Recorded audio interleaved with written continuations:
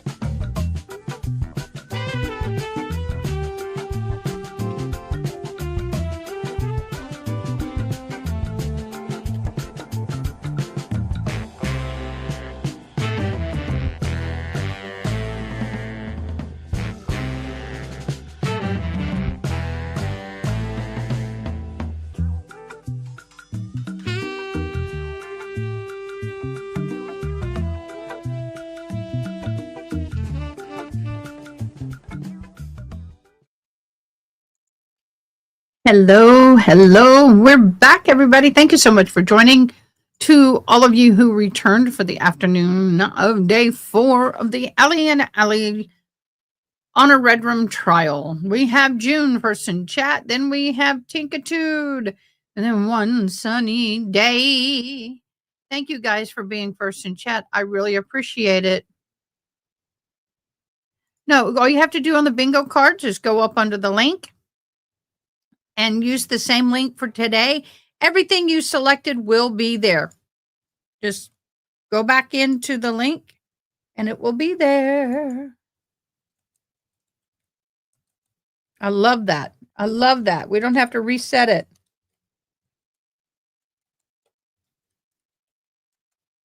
That's what I love about this program. June did really good on finding the program and running all this. So thank you so much, June. They are pinned at the very top. Just click the link again and it will reinstate your card for you. Mine did. Speaking of bingo cards, let's go ahead and look at the bingo card. Here's our bingo card for today. We currently have checked off. Please say and spell your name. Objection. Outside the jury presence. Free space. Okay. Soft spoken, sustained, or overruled. Look at. Type of injuries. Bring the jury. Gasping for air. That is all that I have right now. I could have sworn she said bailiff come forward or called the bailiff forward to deal with the jury, but I'm not sure. I don't want to misspeak. So I'll let June be the referee on that one. Hey, honey, 2800. Thank you for coming back. Hello, Miss Ronnie. Thank you for coming back, everybody. I did a lot, man. I ended up at Goodwill. I ended up going to Ingram to help somebody with something with the disaster briefly. And then I went and met my daughter for lunch. And then she took me to Starbucks and got me the strawberry acai or whatever this is. No lemon juice because I can't have it, so it's water-based instead of lemonade. Almost nighttime over there, huh?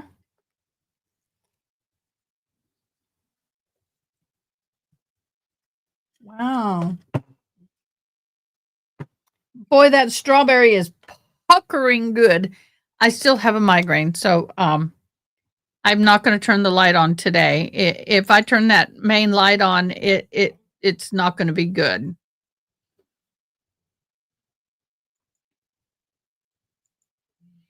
It will not be good if I turn on the camera. I mean, that light. So I can't do that. But what do we have? I'm going to break that down. Just give me a second. It wasn't let going of this morning's live, and I needed it to let go of this morning's live. So we are awaiting for the court to come back. Looks like they're trying to come back. Because we got that. What did y'all do for lunch? Did anybody do something fun? Yes, you've earned it. Kick back, relax. I can't get the welcome back. Da, da, da. Samson and Samson Sons. Oh my God, that old show came into my head the other day and I couldn't get it out of my head.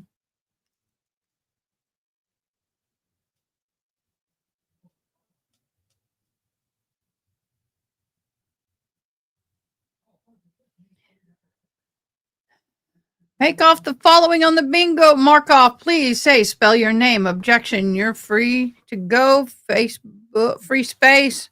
Not for say. Okay, soft spoken, sustained. Objection. Look at type of injuries. Gasping for air. I also have bring the jury. You don't have that on there. And please say and spell your first name.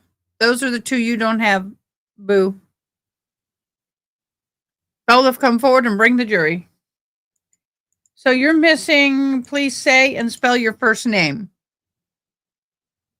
Nope, you got it up there. Got it. I see it. All right, we're good. This is what we got. This is the official card.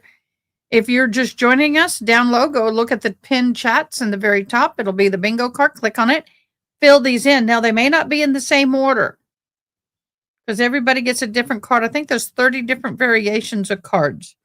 So, but once you get a bingo, comment I bingo in chat like that. And if you have shared, put the comment I shared like that. If it's your first time and you've subbed, put I subbed. And of course, I liked. You got to do all of that in order. It's free. Just type it in, all caps, all one word. That way you guys can potentially win some merch at the end of the month. I'm trying to get y'all some end of the month merch. I'll give you some credit for some merch at the end of the month. My lunch was Coke bottle and gummy bears. Oh my gosh, Tinkitude. Really? That's pretty interesting. That might have been my lunch at the age of 2. Kidding. My gosh, everybody has their own little thing. Yeah, but if you want to play trial bingo, just go click the link above. Putting my hair up, it's driving me crazy. Oh, I tried to get a cord replaced and I had to buy it online, of all things. I had to buy it online. I had to buy it off of Amazon, so that means it won't be in for a few days. But I had to buy a whole new cord for my GoPro camera. And so that's probably why it's not working. Which I wish it was.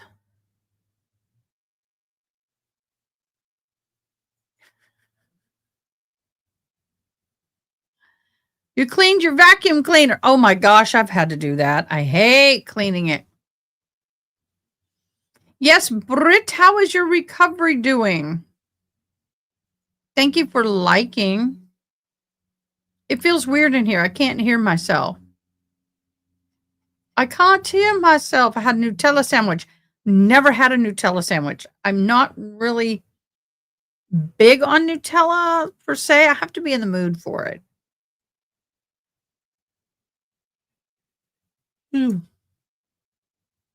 Girl, this woman is OCD about cleaning. Anybody who cleans their lawnmower, I mean, I understand hosing it down and getting the grass off, but dang. You don't want to come to my house. Oh, I know the beading is getting tight because some of them are not laying flat. The closer I get to the end, the tighter they get. So, but this is, look where we are, y'all. I is almost done. This would be cute for me to wear right now. I'm going to have to go and get it steamed once I get the brim done. She'll have to go get it steamed however she wants it. But I am literally just that much to being done. But that's the hat.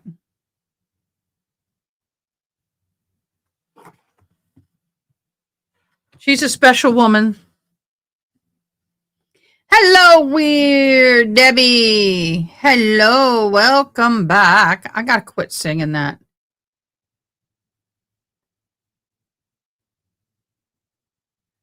Oh, Ronnie, do you clean the ornaments before putting them away? Really? Okay, now I'm feeling very inadequate. Very, very inadequate. Oh my gosh. That is, yeah, that's making me feel very, yeah.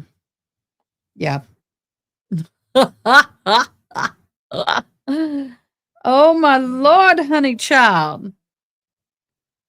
I cannot believe you would clean. Yeah, I kind of, yeah. I mean, I get cleaning some of them. I do. All right, here we go. Day 4, part B.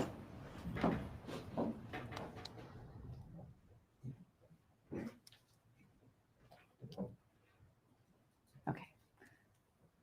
I have been updated by my clerk as to the status of Dr. Stankus, and I was just advised that it might be past 2:30. And so, Mr. Kading, could you give the court an update, please? Yes, I spoke with her 30 seconds ago. She said her, what do we call those? GPS is telling her 2:45.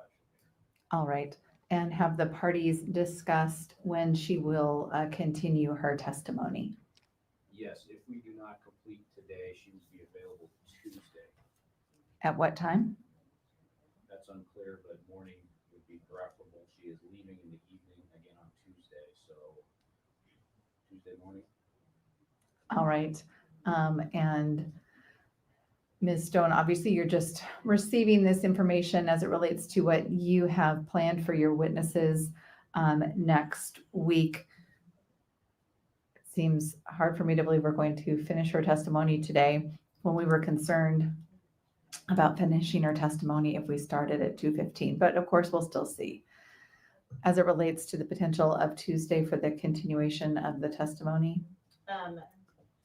Your Honor, Ms. Stone and I spent most of the lunch. Maybe today. Not the most. We spent a good portion of the lunch trying to rearrange Maybe today. doctor schedules based on this because we have a number, Dr. Parliament, Dr. Gilbert, and Dr. Kim around their schedules. We rearranged that anticipating either a Friday or potentially a first thing Monday. We were not anticipating a Tuesday, so we've already made some rearrangements. Tuesday is problematic.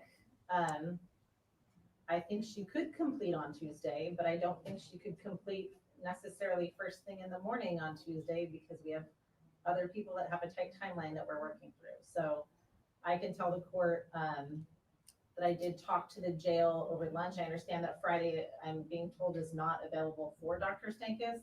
I will tell the court I did talk to the jail over the lunch to see if the jail would be able to accommodate trial on Friday afternoon and whether I should start canceling and moving other things around. Sergeant Dalton indicated that they would be able to make that work. There were no other hearings at the courthouse Friday afternoon, so they would be able to make that work. That would be the state's preference. If Monday is not an option that is available, I obviously would like to not interrupt either the cross-examination, and I understand that this is a contingency plan only. Would like to not interrupt the cross-examination, but I would also like to not interrupt the state's witnesses that we we've now rescheduled multiple times due to Dr. Stankus. And I'm with her on that, y'all. She has been so accommodating. And this is the second time she's had to reschedule her witnesses. And now we're looking at a third. I think it comes a point in time where you got to go, boo, tough on you. You can't keep messing with the state's case. You can't. You wouldn't let the state do it to you. casting aspersions by any means on Dr. Stankus or Mr. Kading. I will tell you the state is frustrated by the scheduling. Why can we not proceed tomorrow afternoon? My understanding, she's flying back to Nevada tonight. She's coming in scheduled to fly out at 6 o'clock. So I don't know that, well, let's see where we get, but I don't know that the court is willing to accommodate that. Where her schedule is already being accommodated. She was supposed to testify at 1:30 today. That was actually set long before I was involved in this case. And then she indicated she wasn't coming, and then she said, okay, I'll come. And I recognize she didn't control what happened to her flight this morning, but no one should be shocked, frankly, that a flight out of Las Vegas was canceled or delayed. And so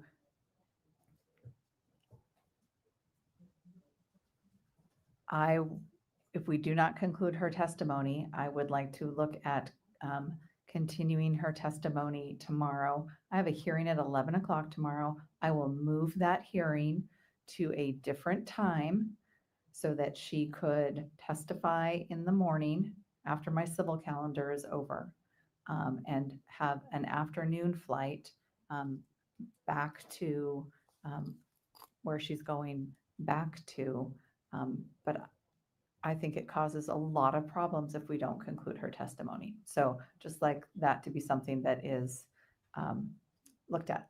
And I recognize, Mr. Kading, I'm giving you this information and that you will speak to the witness. And I recognize that you did not create the scheduling issues. And Your Honor, prior to you coming in, we did talk a little bit about some of the doctors they had that were scheduled for Tuesday. They thought might be better on Monday anyway. So I don't know. It's not a He does not want her finishing tomorrow. She's probably got something that she doesn't want to miss. cast in stone. I think that their witnesses would prefer to testify on Tuesday. It's not that. We scheduled them around based on the availability. So for example, Dr. Parliament is working a 24-hour shift all day on Monday, which is why he has requested Tuesday morning at 9 a.m. because he will have been working for 24 hours straight on Monday in his capacity. We have moved Dr. Gilbert now multiple times, and she has a meeting now on That's fair. Monday that she cannot miss. So we have had to relocate Dr. Gilbert. We've moved Dr. Kim multiple times now, and he has had to reschedule those patients multiple times based on this. And so we have tried to now accommodate Dr. Kim first thing in the morning. I think those are all reasonable requests from the state's doctors. We didn't create any of the scheduling conflicts. So all of those things, there have been a number of dominoes that the state has tried to respond to. I feel like the state has been very accommodating. And so it's not certainly a personal preference. They have patients that they are missing, and they have work that they have to be at. In contrast, and I'm not saying that Dr. Stankus doesn't, but it is a different scenario. And so for those reasons, I would ask that we do this tomorrow. Tomorrow, if that is an option that is available, because I think that creates the least amount of issues for the state's witnesses moving forward on Monday. We just spent the lunch hour relocating all of those people in the schedule to try and accommodate this issue. I am hopeful that none of those things are needed and we're able to do this we're able to get done. That's the state's hope, and that this is a non-issue. But in terms of a contingency plan, that would be the state's next request, would be a Friday. Although the court just got a note and that is concerning. Also, the court has taken for granted, and I apologize, I did not check with the interpreters about their availability because they have been told their interpreting is Monday through Thursday. So I apologize for not asking. And I would inquire as to your availability on Friday. Yes, Anna. So, we will have only two interpreters for tomorrow, and me and Mr. Saif, and we cleared Friday, and we were allowed to take any assignments and stuff. So they only have 2 interpreters for tomorrow. Assignments we can, with what we have and accommodate that for the court. So it's not an issue for them. Thank In you other very words, much, and I they'll be apologize there. I did not ask sooner. No worries, Anna. Okay. So I received a note from corrections that they are only available in the afternoon. And I request that they speak with Sergeant Dalton about that. And again, I recognize we just still don't know, but we need to start planning now and not wait until the end of the day. I believe that I can recess my civil calendar at 10. I'm trying to do as early as possible so that the doctor could conclude her testimony and be able to get a timely flight out. So I believe that we could start at 10 a.m. So I'm telling corrections that so that they can tell that to Sergeant Dalton with a please check on that, Sergeant Dalton. That's 12 And I will my be in time. recess until I'm advised that the doctor is here. I am going to ask that the bailiffs advise the jury that they are not going to get a break, and so that they're prepared to come into court until the conclusion of the day. Thank you. All rise, court's in recess. Okay.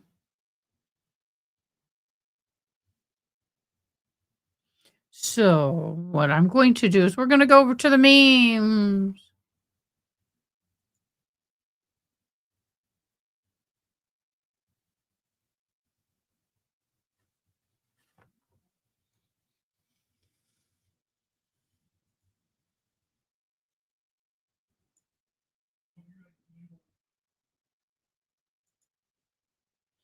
Y'all, I love this. I do. Hopefully you enjoy it too.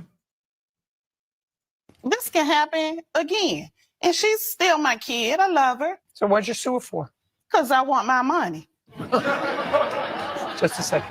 And that money was like a side account that my Wait, just a husband second. didn't know about. Just a second. And I had to tell him because the money disappeared. And so, you have emergency accounts for yourself on the side. Yes, you do. You do. Just, Not you. I'm just just a saying. second. I have a big emergency account. It's all mine.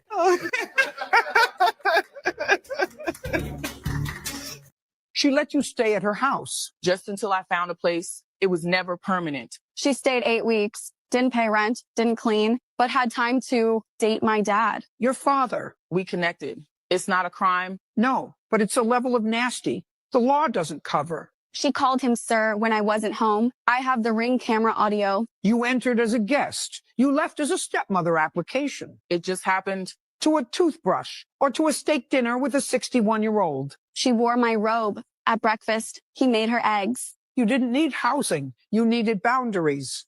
Judgment for the plaintiff. Let's try to be truthful with each other so that I don't get frustrated. Oh my Do you gosh. understand? Yes, ma'am. All right? So she moved in with you, with her son. 2 people, at the same time you moved in, he got annoyed, said, I want you to pay rent because you're in violation of your lease. And you understood that. Yes, ma'am. All right. Now you can sit. Because whether or not you have any sort of case, that's totally up to you. But if you think that I'm stupid, I resent it. Do you have a driver's license? It's suspended. Did you have a good I- license on that day that you drove the car? I did not. Why was it suspended? I have unpaid parking tickets, and I failed to appear court. On whose car? I'm sorry. On which car did you have unpaid parking tickets? Before I was be able to drive. What? Yeah, I had a license before when I was driving. I asked you on what car did you have parking tickets? On my mom's car. That's a lie. They wouldn't suspend your license if you had parking tickets on your mother's car. Yeah, because I failed to appear court. What difference does it make? They were parking tickets. It goes to the car, not to the driver. Well, that's Nah. what it is. If it's your mother's car, that's not why your license was suspended for parking tickets. Do you not understand what I'm No, I saying do to you? understand. Well, then give me an answer that I understand. That was the answer. Well, it's an impossible answer. A police officer comes up to a car. He looks at the license number of the car that's parked in the wrong place. He leaves a citation on the car, and the car is registered in the name of what's your mother's first name? Veronica? Veronica. Why would they suspend your license if Veronica's car got tickets? Because I was the one driving it. You weren't driving. You said they were parking tickets. Well, they're paid parking tickets. What difference does it make? You mean your mother snitched you out and said my daughter was driving the car? No. Well, how did that happen, Miss Salazar?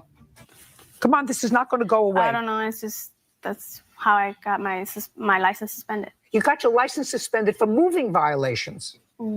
Yeah.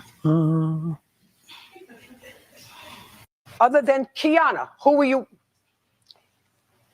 Other than Love Kiana, the who were you hair. with? Another girl that Kiana knew, but I didn't know her. You didn't know her? Yes. And you didn't ask her name? No. Were you in a car? Mm-hmm. Uh-huh is not an answer. Yes. And whose car was it? It was Kiana's car. It was Kiana's car. It's not going to get easier. Actually, it's not going to get easier. It's going to get harder. Don't you watch this program? You're old enough to have watched it for 10 years. You're old enough to have watched it for 10 years. So did you think it was going to be easy? You think you were going to come here and smile pretty and knowing my mind and knowing your mind? Do you really think that you were going to get over on me, this thing? No. You're just the kind of guy that doesn't pick up after their dog. And that's why he's been taking pictures of people, because it's annoying to him, because his house is right around there. Clearly, his house is much closer to this area than your house. Would that be a fair statement? That's correct. Okay, so you have to walk to that area. He lives there. Mm-hmm. It has been frustrating for him that slobs like you don't pick up after their large dogs. Let me tell you something, Nicholas. Yes, ma'am. 10 minutes ago, you said to me you haven't worked in 2 years because you're waiting for shoulder surgery on both of your shoulders. Yes. Now you're telling me that you needed an awful lot of strength Well, to pull this window down. You were the one who pulled the window down, and you do all the maintenance around the house. yeah, lightweight. You want to tell me why you can't work? I mean, honestly, I have. No, I want you to be dishonest with me. No. I want you to look at this face, and I want you to be dishonest with me. You said in your answer that he sent you weird, if my memory is correct, videos. He sent. I want to see them. I don't have the same cell phone that. Oh my goodness! How did I know broke that? And this is a new How one. did I know that? You have a new phone. Your phone fell in the toilet. No, How did I it just know that? broke actually. How But did- he sent me over 20 videos of him singing and playing guitar of himself. He also showed up at my house where I've made it verbally clear that he was not allowed at my house. Show me the video. Show me the video, the weird video. You said you complained to his boss that he was stalking you and that he was sending you weird videos. And I said to you, show them to me. And you're telling me that you I don't can't. have them in my possession because he made me uncomfortable. So I had no reason to keep any evidence of him in my life. I wanted him deleted. He made me uncomfortable. I know that he sent me strange videos of him singing. I'm sorry, I don't have them to show you. I'm here waiting for you because you couldn't get here on time. Bird is here waiting for you because you couldn't get here on time today. Most important, the lady that you stiffed on the car that you didn't know was here at 1:15, the same time you were supposed to be here. Do you understand? That is disrespectful. Stop tapping. That's disrespectful. It's disrespectful of other people's time when you're late. You see all these people sitting in the gallery? They could have been home 40 minutes ago if it wasn't for you. I could have been home 40 minutes ago and been on the treadmill if it wasn't for you. So let me get this straight. You cried I don't to like a stranger online, told him you were stranded, and poof, he sends you money for a ticket, and now you're here acting like you owe him nothing? That's rich. It wasn't like that. I was going to an event for my daughter. I didn't even ask him directly. He offered. Oh, please. You laid the guilt trip, you cried, and you let him feel like your hero. You didn't ask. You finessed him. She said she liked me, then I found her dating profile still up the next day. Of course it was. You were just the warm-up act. She left the door open, just in case a richer, taller, better offer came along. I mean, I didn't think we were exclusive. I just wasn't ready to delete it yet. No, you weren't ready to commit, but you were ready to collect. I didn't think he'd take it that seriously. We only met once. I just needed help, that's all. I wasn't looking for a refund. I was looking for honesty, but she played me like I was just another desperate guy with a credit card. That's not dating. That's emotional shoplifting. Case dismissed. I wish, Ooh, Vanessa, I you like could that. take yourself out of your 17-year-old body and make yourself 40 for a minute. Do you know what I mean? Yes.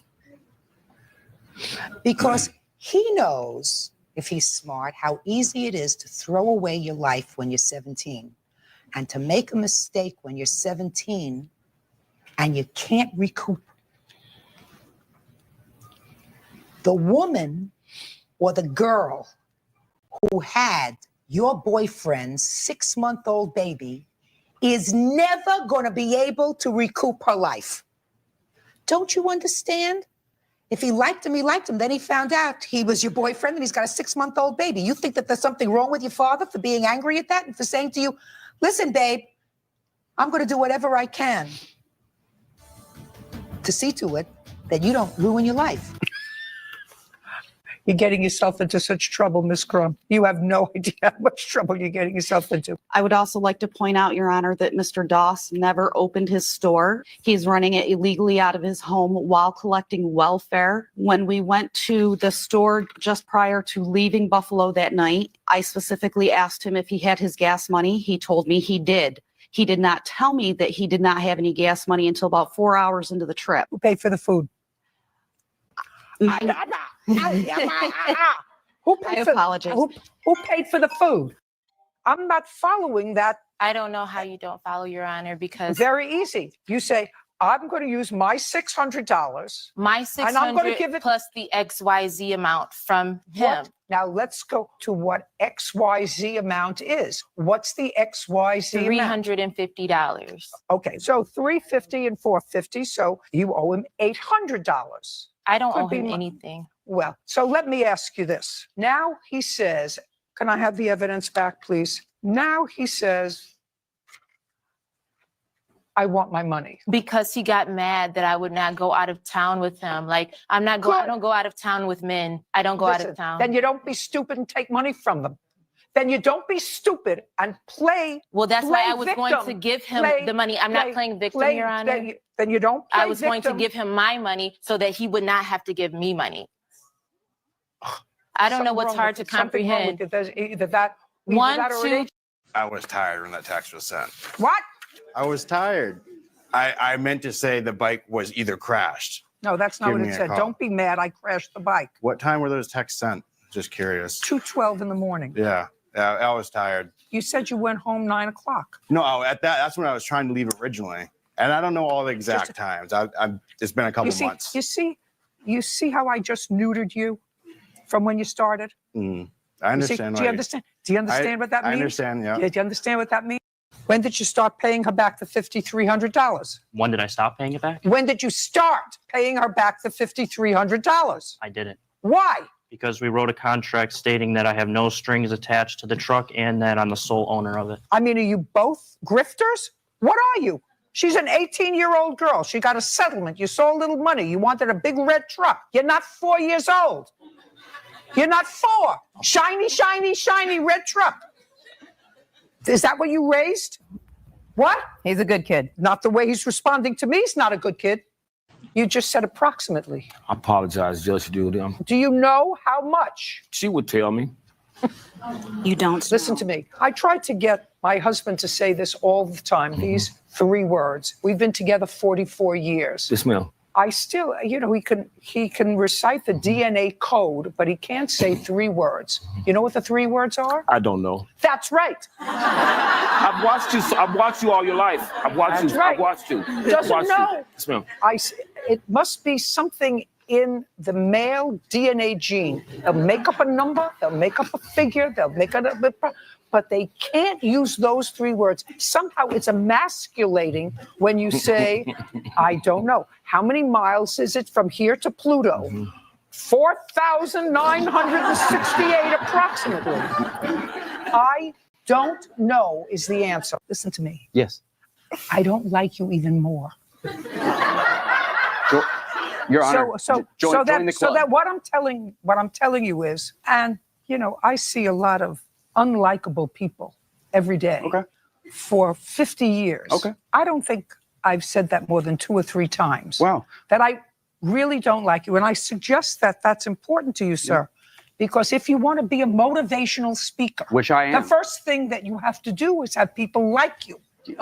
Because if people don't like you, they're not going to be motivated by whatever it is that you're selling. Oh, interesting, because I have thousands of people that hear my voice every single day. It's as okay for him not to pay for the damage as it is for you to drive your car and lend it to other people without insurance. Because if instead of hitting a pole, he hit 2 children and caused injury and you have no insurance. Your Honor, because like I said, I thought he had insurance and his insurance Your would case is cover. And he has a promissory note that him and his girlfriend drove saying that they drove my car. And what about?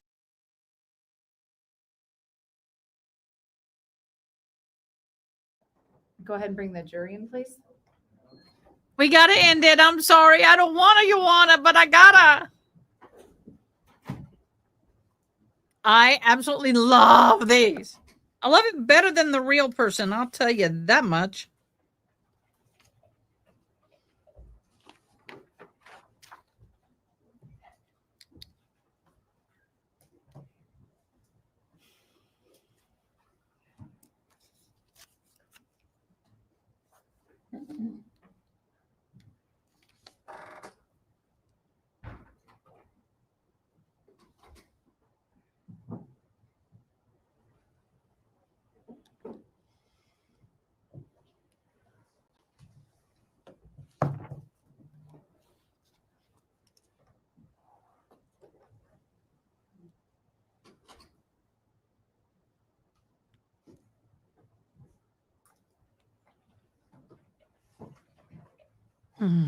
I hate that color that woman is wearing.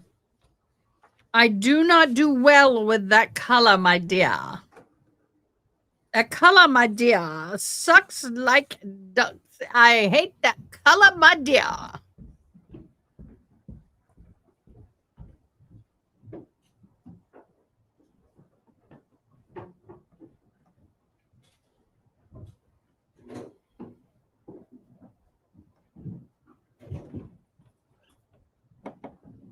Takes a while for that jury to get loaded. Please be seated. Members of the jury, welcome back. Thank you for your patience.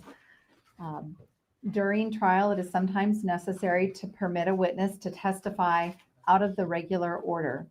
And in this case, the court is allowing a defense witness to testify during the state's case in chief due to scheduling conflicts. The order of witnesses should not affect your evaluation of the testimony given. Mr. Kading, call your first witness, please. Thank you, Your Honor. This time I call Dr. Jennifer Stankus. Dr. Stankus, come forward, please.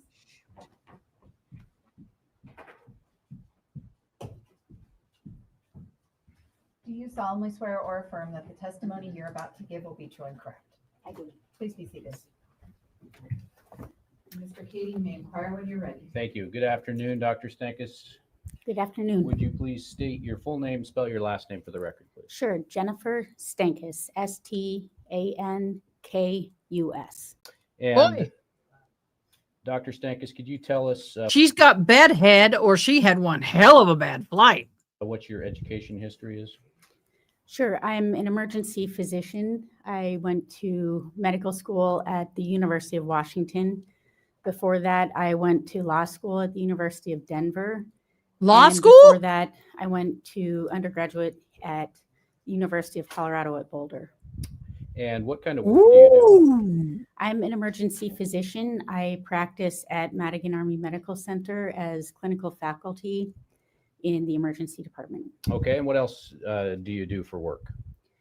So at this point, over the last few years, I've been about half-time clinical medically, and then the other half of my time is split between doing some expert work like this and other work that's not related to medicine. Okay. And are you a member of any professional associations? I am. I'm a member of the fellow BA. of the American College of Emergency Physicians, and a former chairperson of the Emergency Medicine Foundation, and a diplomat of the American Board of Emergency Medicine. Okay. And Dr. Stankus, have you ever qualified to be a expert witness before? Yes. Okay. And what field do you expert witness in? So I'm asked to opine on medical questions, and that can be in civil cases or like this in criminal cases.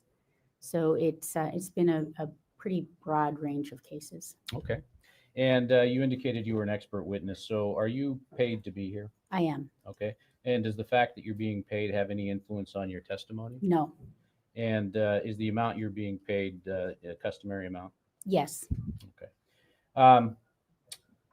So we are here on the case of State versus Ali and Ali. Have you had an opportunity to review the medical records in this case? I have.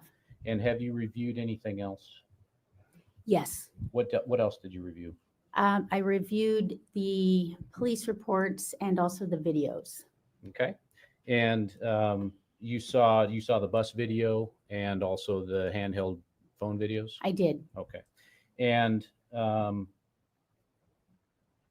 when you reviewed those records and that video, did the diagnosis and things that you found in the medical reports, did that seem consistent with what you viewed and read? It did. Okay. And one of the things that was an issue that's going to be an issue in this case is something called pneumomediastinum. Could you please tell us what that is? Sure. Pneumo just means air. Mediastinum is the central cavity in the chest. It's the area, basically, media is middle, and stinum, you can think of your sternum. So it's the cavity there. Pneumomediastinum means that there's air in that cavity, and there shouldn't be air in that cavity. There should be air in your trachea and in your lungs and in your esophagus sometimes. But it means that there's air inside that cavity, which is unusual. Okay. And so can you tell us how typically does that air get there? So it's not a highly common condition, but it does happen. Okay. And are there, what are some of the different ways it can happen? So the worst way it can happen is if you are shot or stabbed, or some sort of penetration into the chest cavity that actually punctures, punctures your lung, punctures the chest wall, punctures your trachea or your esophagus. That would be a very bad day. Other causes, believe it or not, it can happen with a sneezing fit or vomiting or weightlifting or bearing down. And the reason is that think of your lungs as like a big balloon. You have, you take in the air, it goes into your lungs and it travels out to the small little air sacs at the end called alveoli. And if you put too much pressure into that, like anything, you can basically pop it. So you can have a situation where you bear down or you're holding your breath and like say someone jumps on top of you or a dog or something like that can actually pop that alveoli. Another way that can happen is if any of you are scuba divers, you hold your breath, something bad happens, you freak out, you pop to the surface and you forget to exhale. Well, all those gases are going to expand and create more pressure. So it's a pressure issue.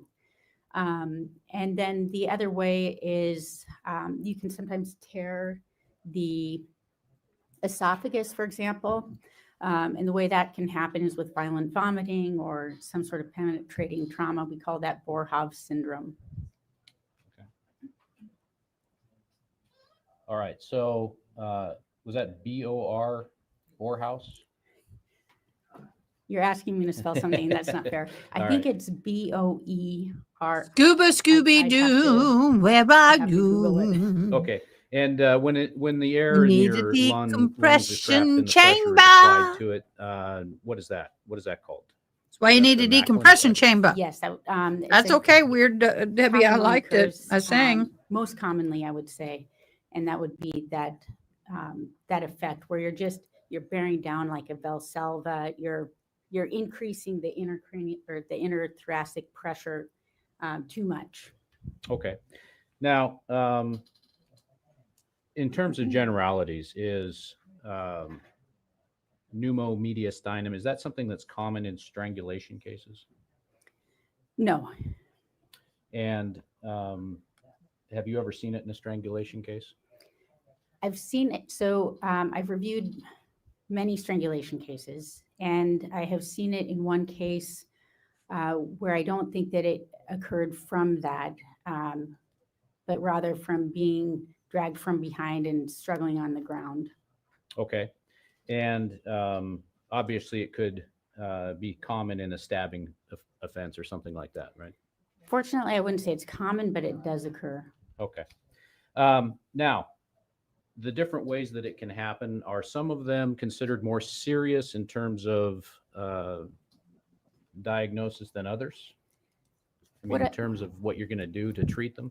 What I would say is that it's not so much the mechanism, but rather the effect. So there can be a very small air leak that is a one-time air leak that doesn't persist, and it goes away on its own. And that could happen from any number of things. Let's say you have a very small puncture, it heals over, and you just have a one-time air leak versus the Macklin effect where you're sneezing or coughing and you have a small little air leak. What matters is if you have a persistent or large air leak that can create pressure inside the chest, it can actually cause a pneumothorax, if you've ever heard of that, where there's too much air in the chest and it starts to collapse a lung. You can have the air in the mediastinum that's actually putting pressure on the heart. The heart's just a big pump, so if you are creating a lot of outside pressure on it, it won't pump as well. It won't be able to do its job. And then the other way that things can go sideways is if you have a tear, especially in your esophagus, what that can do is allow the stomach contents into the or the mediastinum, not pneumo, but the mediastinum, and those contents can create a bad infection. You can become septic, and that can kill you as well. So it's not so much a matter of what the mechanism is, but what the effect is. Okay. And how do you recognize a pneumomediastinum? So most typically we'll see it on a chest x-ray. So in a lot of cases, someone will come in with chest pain or they'll come in as a trauma, and we get an immediate look to make sure that there's nothing dangerous going on. And we can see air very well on x-rays where it's not where it's supposed to be. Okay. And so is it, once you see that, is it pretty easy to diagnose what it is? Yes. Okay. And can you tell me, how do you typically treat it? So it depends on what it is. So sometimes it's very serious. Say a gunshot wound, they'll have to go in and resect part of the lung or clamp it to stop that air leak or put in a chest tube. Sometimes a surgeon will have to go in and repair the esophagus. A lot of times we just watch the patient. So about 80 to 90% of the time, the condition is not anything that we need to do anything about, and we'd consider it to be benign, meaning harmless. It's there, but we need to watch it and make sure it doesn't persist or get worse. Okay. And is there any particular time limit on how long that that may take? Well, typically, if we saw a small amount of air on a chest x-ray, for example, but the patient's vital signs were stable, they weren't having any trouble breathing, everything else looked okay, we would typically watch them for 24 hours and retest and make sure that the condition isn't getting worse and that it's getting better. Okay. And in your reading of the records in this case, did you note when the condition was first noted? Yes, it would have been on arrival to the emergency department. Okay. And did you then also note in the same records when it was determined that it was no longer an issue? Yes, And when was that? the following day. Okay. So do you recall, was it less than 24 hours later that the condition was no longer noted? I believe it was. Okay. Now,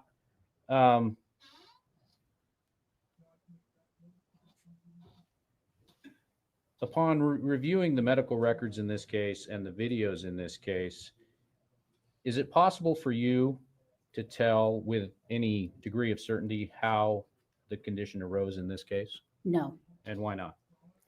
Again, there are multiple ways that it can happen. Certainly, it could be from any type of struggle where someone is in a fight or a struggle. Like, for example, the first instance where there's a tug of war over Fatima and she goes down to the ground. Or the next instance might be where there's, I call it a dog pile, but there's a group of people who all fall on top of her. It could have happened there. There's an instance where they're on the ground and there's contact with her neck. It could have happened there. There's a struggle afterwards that I can't see in any of the videos. It could have happened there. I don't know. Okay. And so once the person comes into the hospital and they are found to have this condition, is there typical conditions placed upon them when they're being observed? Yeah, so what we're concerned about, obviously, is that this condition's going to get worse. The patient may need to go to surgery. They may need to be heavily sedated so that a camera can be placed down their trachea or the esophagus, whichever one they're worried about. And in those cases, we don't want the patient to eat or drink anything because they are put at a great risk for aspiration during that procedure. So just like if I'm worried about someone with appendicitis, they come in with right lower abdominal pain, I'm going to have them not eat or drink anything until we know that it's not that and that they're not going to surgery. So we'll keep the person what we call NPO, or nothing by mouth, until we have a better idea of what the clinical picture is and if they need any further intervention. Okay. And then obviously we watch them. They're on a monitor. We're making sure that they're not going into any respiratory distress or cardiac distress or anything like that. All right. And in this particular case, when you reviewed the medical records, did you see any sort of a specific treatment that was undertaken in this case? I believe, obviously, observation, imaging in terms of x-rays, and then I believe an antibiotic was given and the patient was kept NPO, as we call it, or nothing by mouth. Okay. And did you see any indication that there were any scopes done or anything else? No. And is that typical in a case like this? I would say it is. With a very small amount of air that resolves, there's no reason to put that patient at risk because there's not an obvious ongoing air leak. Okay.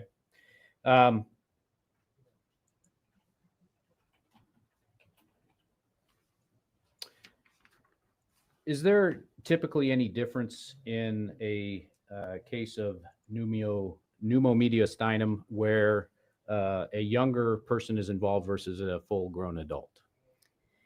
The only thing that I would say is that younger patients, especially very young patients, have smaller airways. And so if there is some sort of compressive element, like an ongoing air leak, they can decompensate faster than adults.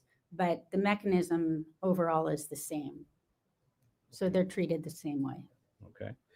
And can you tell me what tension mediastinum? Yes, so tension mediastinum, again, is pressure or tension on the contents of the mediastinum. And in that case, we're talking about compressive pressure on the heart. So if you can imagine your heart wants to beat in its usual fashion, if you're putting tension on it, just like if you're putting fluid around the sac and the heart's not able to beat as well as it would. And in fact, you can end up going into shock from that. Okay. And if you have this tension mediastinum, then you have a more of a continual flow of air in, causing the pressure to build up. Is that what you're Correct. saying? Okay. Correct. And you had mentioned tears of the esophagus. Obviously, that's something that sounds pretty serious. What does that cause? Again, so that can cause stomach contents to leak into the mediastinum. And again, that's really dangerous because of the risk of infection. And again, no evidence of that in this case that you No. saw. Okay. What is a mucosal tear? So the mucosa is like the lining of your mouth.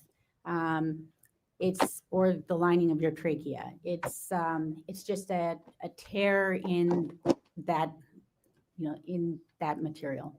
Okay. And was there one noted in this case? It was suspected, but not confirmed. Okay. And what does that mean to you?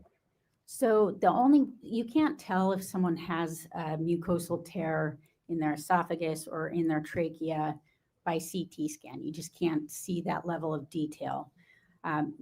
You need to go in with a scope and actually visually inspect it to see if. And you there's a didn't tear do there, and that. That wasn't done in this case. Okay. And is that generally, do you think, because this case resolved on its own? Yes. Okay. And what about mediastinitis? What is that?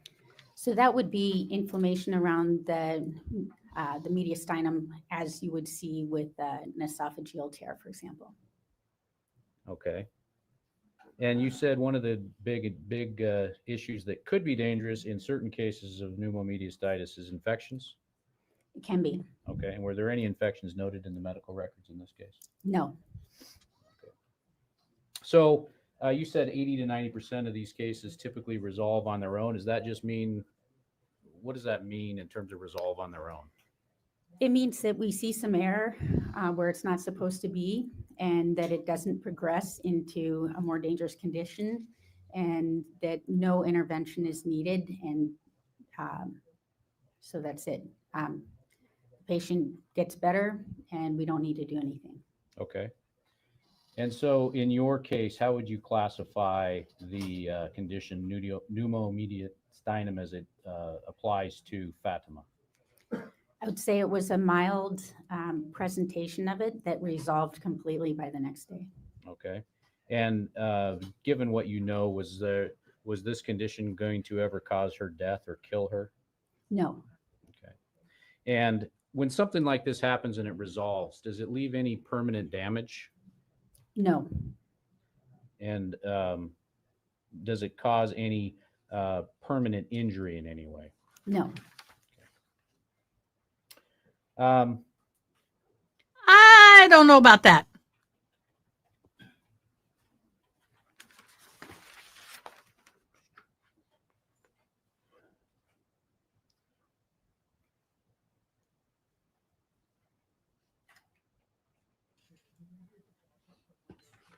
All right. I think Maybe we will get done. that those are the questions that I have for you. Thank you. Thank you. Mr. Leary, cross-examination. Just a couple questions.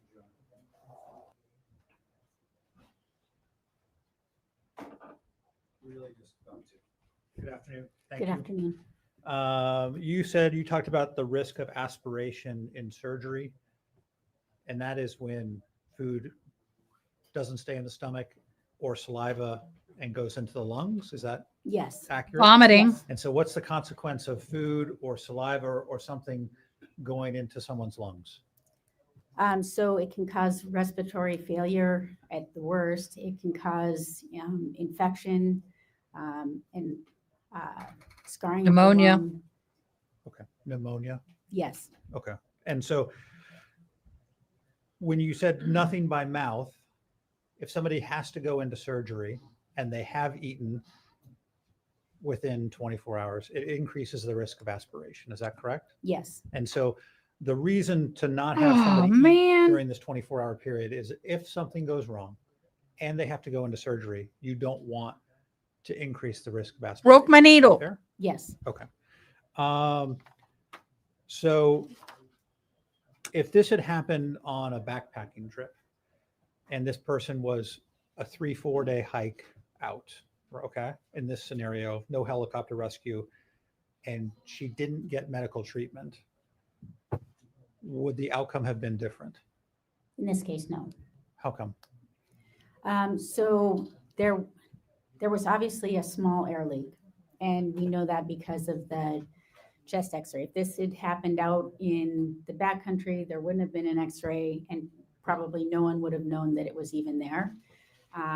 There was no demise of the patient in terms of a change in vital signs or difficulty breathing or anything along those lines. If they hadn't taken the x-ray, they would never have even known that it was there. And so if I was backpacking and this had happened, and I'm talking to this person, would this person have known something's going on with my chest? I feel like I have air in my chest. What does the patient understand in general? So oftentimes they'll have some pain. They may have some chest pain or some neck pain where the air is dissected or something like that. Thank you. But someone who has a persistent air leak where the air keeps filling up and compressing the lungs, they become increasingly more uncomfortable, may have increasing shortness of breath or chest pain or racing heart as the heart's trying to compensate because it can't beat well, any number of things. And in this situation, were any of those symptoms about persistent air leak, pressure on the heart, collapsing lung present that from what you saw? No. So this is a situation where she comes into the emergency department, there's a whole array of tests done. Fair? Or There's an array of tests done. okay, including an x-ray, correct? Yes. A chest x-ray.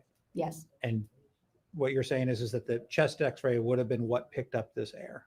That would be the first way to pick up the air. And then a lot of times we'll do a CAT scan after that and then watch the patient. Okay. So really this was testing that identified the issue and then was simply monitored for 24 hours. Correct. And there was no intervention needed. Correct. Okay. I appreciate your time. Thank you, Ms. Stone. Thank you. Irritates the hell out of me. They're sitting here minimizing her injury. Dr. Stinkus. Good afternoon. Ow. It's good to I see you. spooked myself. Nice to see you too. Dr. Stinkus, I have some questions. I thought you might. Right. Yep. Dr. Stinkus, you talked about preparing for this case by looking at medical records. Do you recall that? Yes. Okay.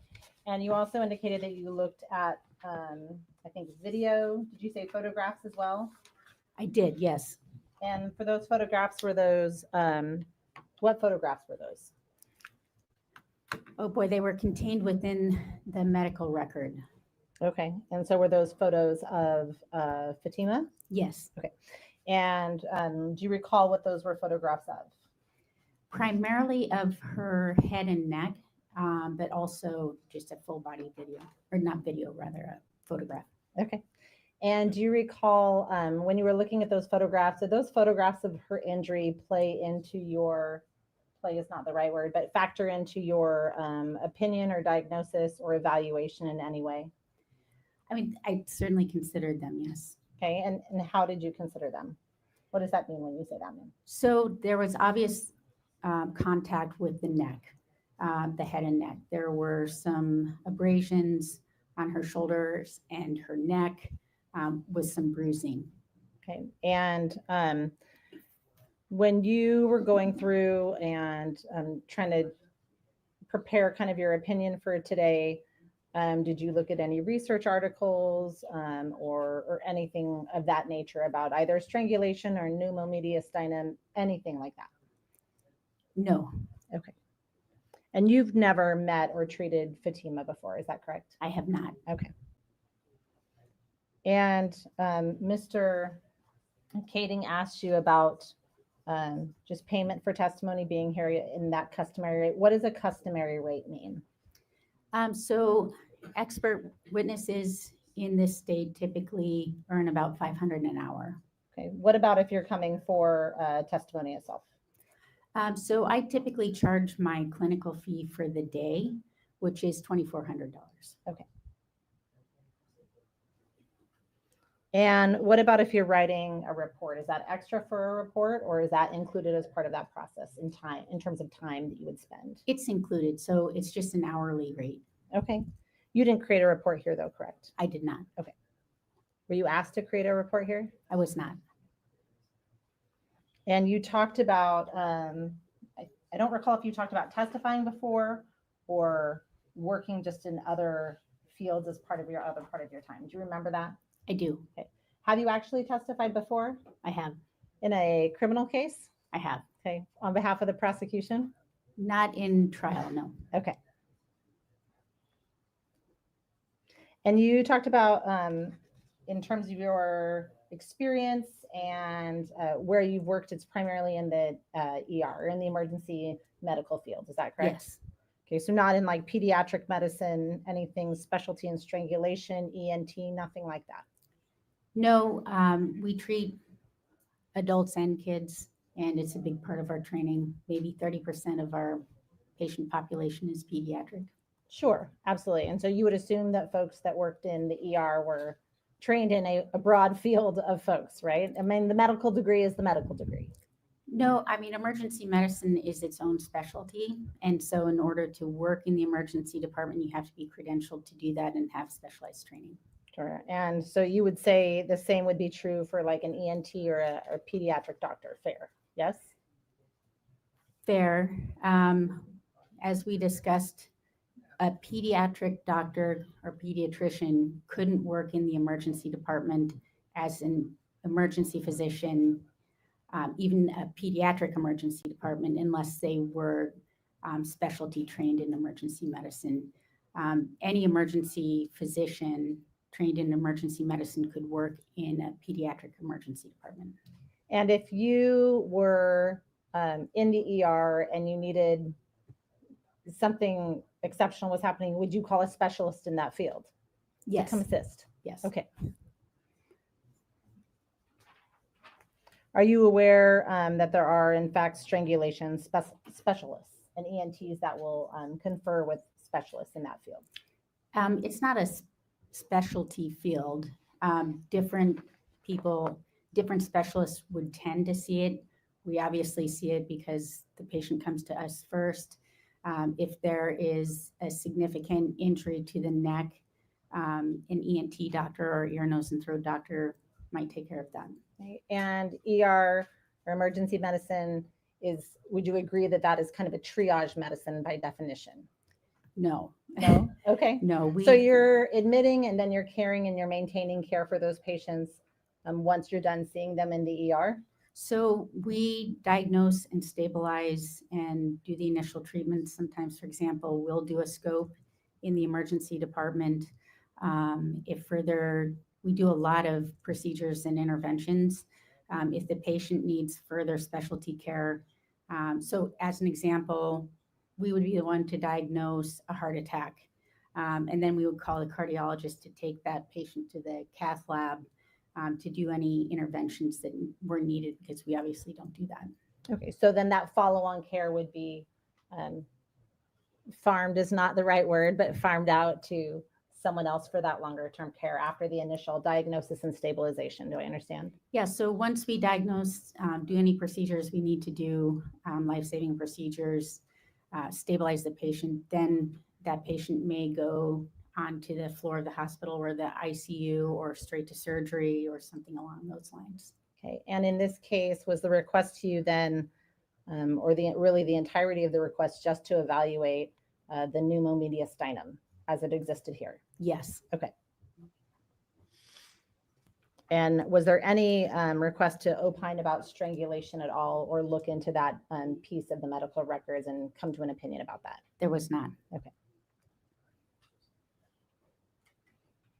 And I think you talked about those three kind of manners in which pneumomediastinum could occur. You talked about the penetrating injury. Is that correct? Yes. And Macklin's effect, and the agreed that no one knows how to spell Borhaus effect as we stand here. Borhaus syndrome. Yeah. Thank you. Borhaus syndrome. And if I understand your opinion of the Macklin effect, and I don't say opinion, your testimony about the Macklin effect, you're saying that that is only happens as a result of chest compression. So it's only happening when somebody, there's an external compression on the chest and the airflow has been cut off. Is that your opinion, or are we misunderstanding that? Well, that is one way that it can happen. Okay. So as we discussed before, if someone takes a deep breath, for example, it's not unlike the scuba diving in a way. If you take a deep breath or you're startled and go down and someone lands on top of you and you have a sudden compressive effect, it's like taking a balloon and squeezing it very tightly. There's a possibility it could pop. If on the other hand, your mouth is open and you just jump on top of the person, there's not that increased pressure, you're not going to have that effect. So we talked about that compression, but then we also talked about any type of Valsalva maneuver where you're bearing down and you're activating your abdominal muscles and you're bearing down in your chest. What that does is it increases the intrathoracic pressure. And if you do that hard enough, like with violent vomiting or struggling, sometimes you can see it in wrestling or weightlifting, something along those lines, you can have that same effect. And so you used wrestling as an example. So when we talk about it in terms of wrestling and bearing down and breathing hard, why did you use wrestling as an example? Just because I've seen that happen. For example, another thing that you can see sometimes is like petechiae. That's another example of how you can have increased basically backflow that causes little ruptures. In that case, it's with the vascular system, not the airway, but it's the same concept. I've seen it with people who've been arm wrestling, for example. So when you're talking about, let's say, like petechiae or the pneumomediastinum, let's say that somebody is strangling you from behind, they have you in a arm bar and you're gasping for air. Would you anticipate that that could cause a pneumomediastinum and or petechiae? It could, yes. Okay. Would that be consistent with the Macklin effect then that you're talking about? It could, yes. Okay. You talked about identifying if there is a tear in the trachea or esophagus by potentially doing a scope. Do you recall Yes. that? Okay. That's pretty common means for checking to see if there's a tear. Is that fair? Yeah, and I would say that if you're talking about mucosal tear, that's the only way to see it. You won't see that level of detail on a CAT scan. Okay. And would you agree that if there has been trauma to someone's throat, you may be disinclined from a medical perspective to put a scope down there and add trauma to see if there's already trauma? Does that question make sense? It does make sense, but you're not causing more trauma by putting a scope down. You're basically, so when you're talking about the trachea remains open, unlike the esophagus, with the cartilaginous rings around it. It's always open. It doesn't collapse like the esophagus can. You're just putting a small, I almost want to say like this, the caliber of this, and there's a little light and a camera on the end of it, and you're literally just going down and you're looking around to make sure that you don't see any injury, like no bubbles of air or blood or other things that would indicate an air leak. So I wouldn't say that it would cause more trauma. Just wanted to indicate the doctor held up one of the cables, very thinner cables from the microphone system as she was trying to describe the size of the scope. I apologize. You're fine. And I would say it's about 1/4 inch diameter. Thank you. And earlier you said one of the concerns that you have when dealing with children is that I'm going to use the wrong term, so please correct me, that the throat size is smaller, right? The airway is smaller. Is that fair? Everything's smaller. Yeah. Right. Yeah. By definition, everything on a child is smaller. Does that give you then more concern or more, are you more cautious then as a doctor in terms of injuries that may have occurred to a child and how you're going to treat that child? Yeah. So like I said, if for example, there's a persistent air leak in a child, that may cause decompensation more rapidly, especially around the airway, because it's a smaller airway to have to compress.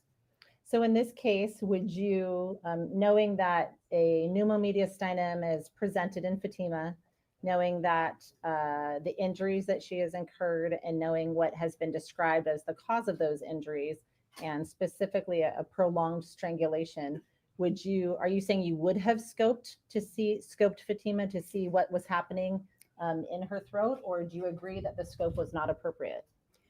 Well, the reason it wasn't appropriate was because it was such a small amount of air and because there was no respiratory distress. Her vital signs were normal. If you were truly concerned about a persistent air leak due to trauma, or you were concerned that there was a lot of swelling around the airway and that the airway would be closed, you'd actually probably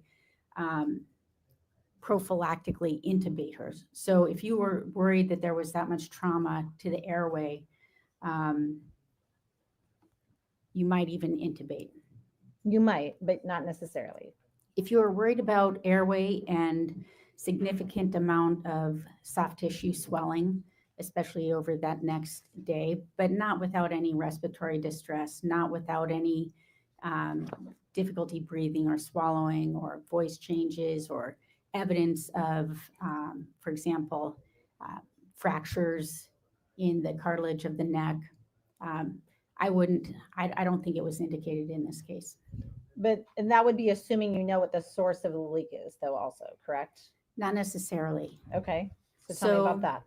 You could have potentially a small mucosal tear that creates a one-time brief passage of air into the mediastinum and seals itself over, and you don't have a persistent leak.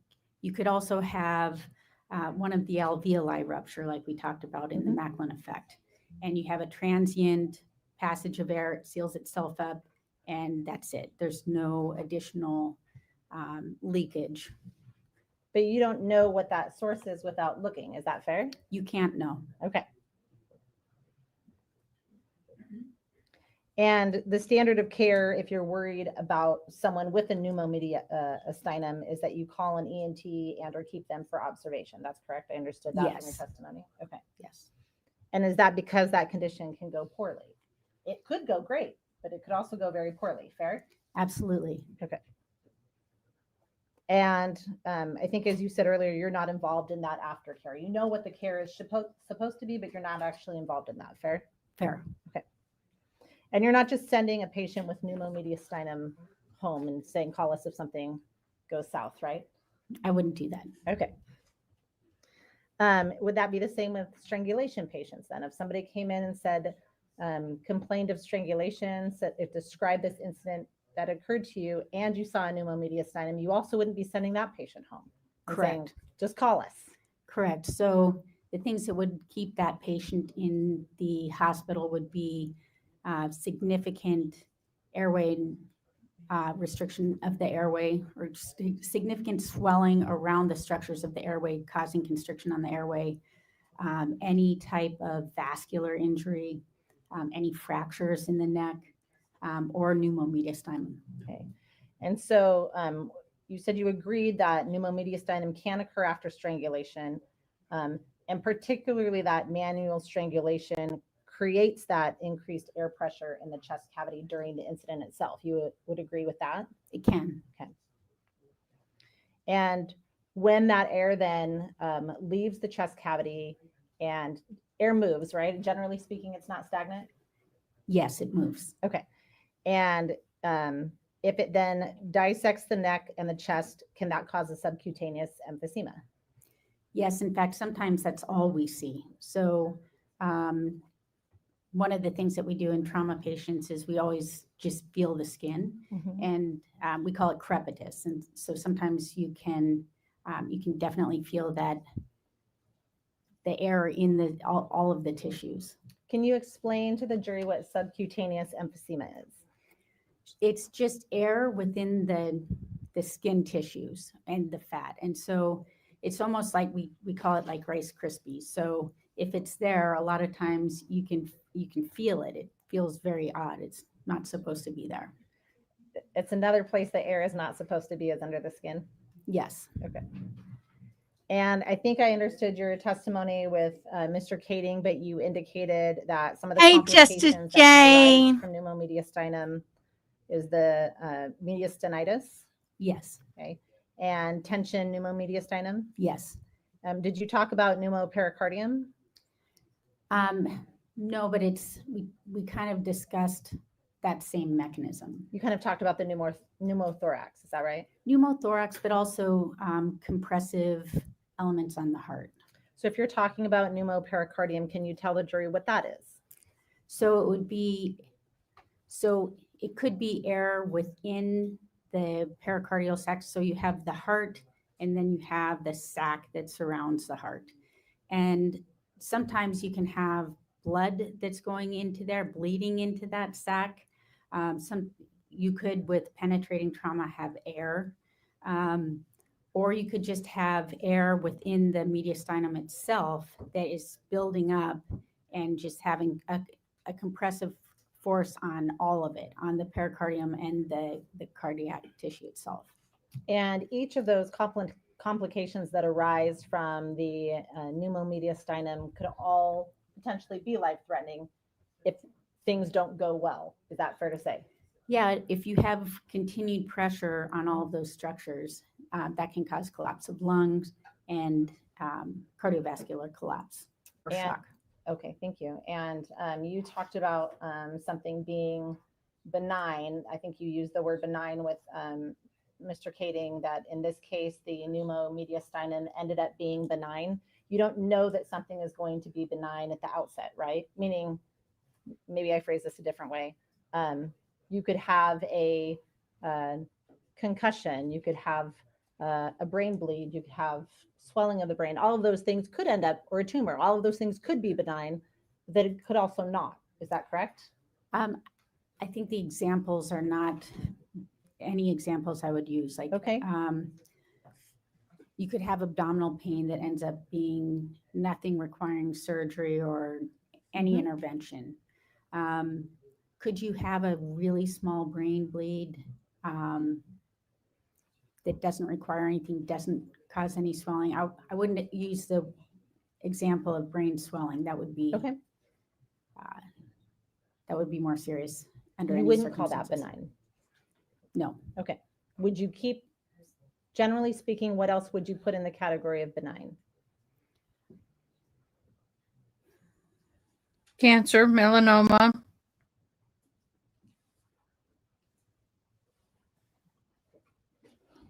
Melanoma. Some sort of like a mole. It's not going to progress to, it's abnormal. It's a growth on the skin, but it's not going to develop into a cancer probably. Sure. But would you agree that someone with, say, for example, a mole doesn't come into the ER and then get admitted for observation for a number of days? No, but I would also say that we keep people for abdominal pain while we're waiting results to make sure that there's nothing serious in that. And we may not. Dinkitude, she's here because she had a scheduling conflict for when the defense was going to be up, and then her plane was late or delayed in connecting, and so she's on now. We may not do anything about it. There may not be anything serious with that, but we still need to look. Sure. And if Fatima had just come in with just pain in her chest and just a pneumomediastinum with nothing else occurring, is it your opinion that maybe the treatment would have been different than it is in the current case? No, I think she would have been admitted and observed to make sure that that wasn't something more serious. And when the pneumomediastinum resolved, so to speak, within 24 hours, she wasn't released either. Is that correct? I don't believe so, no. Okay. And if I understand, you said it's not uncommon, but it's not common either.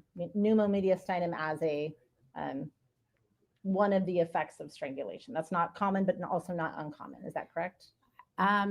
With respect to strangulation, I've reviewed hundreds of cases, and again, I've only seen one other case. And yeah, I think you described that case as a dragging case. Is that right?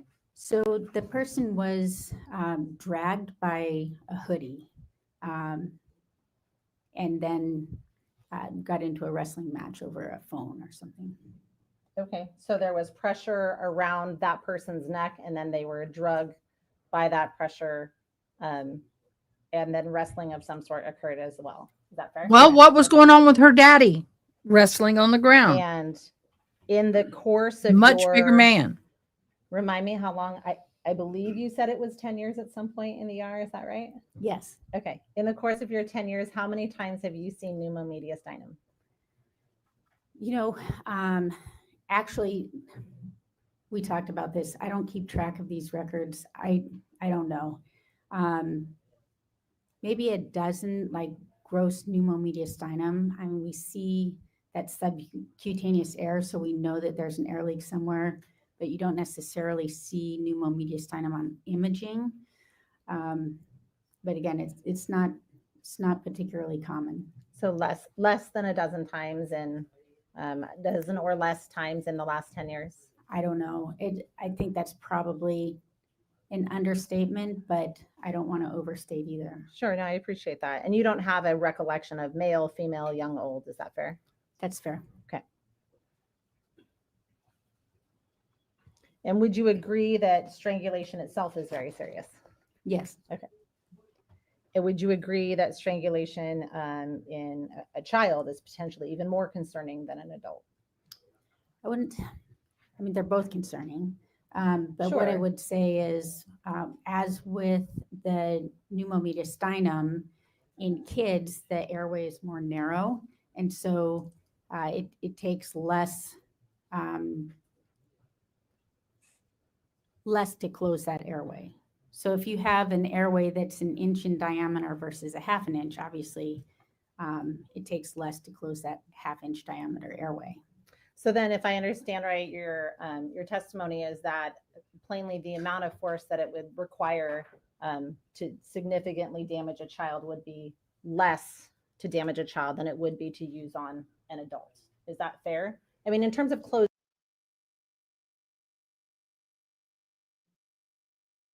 What happened to the sound?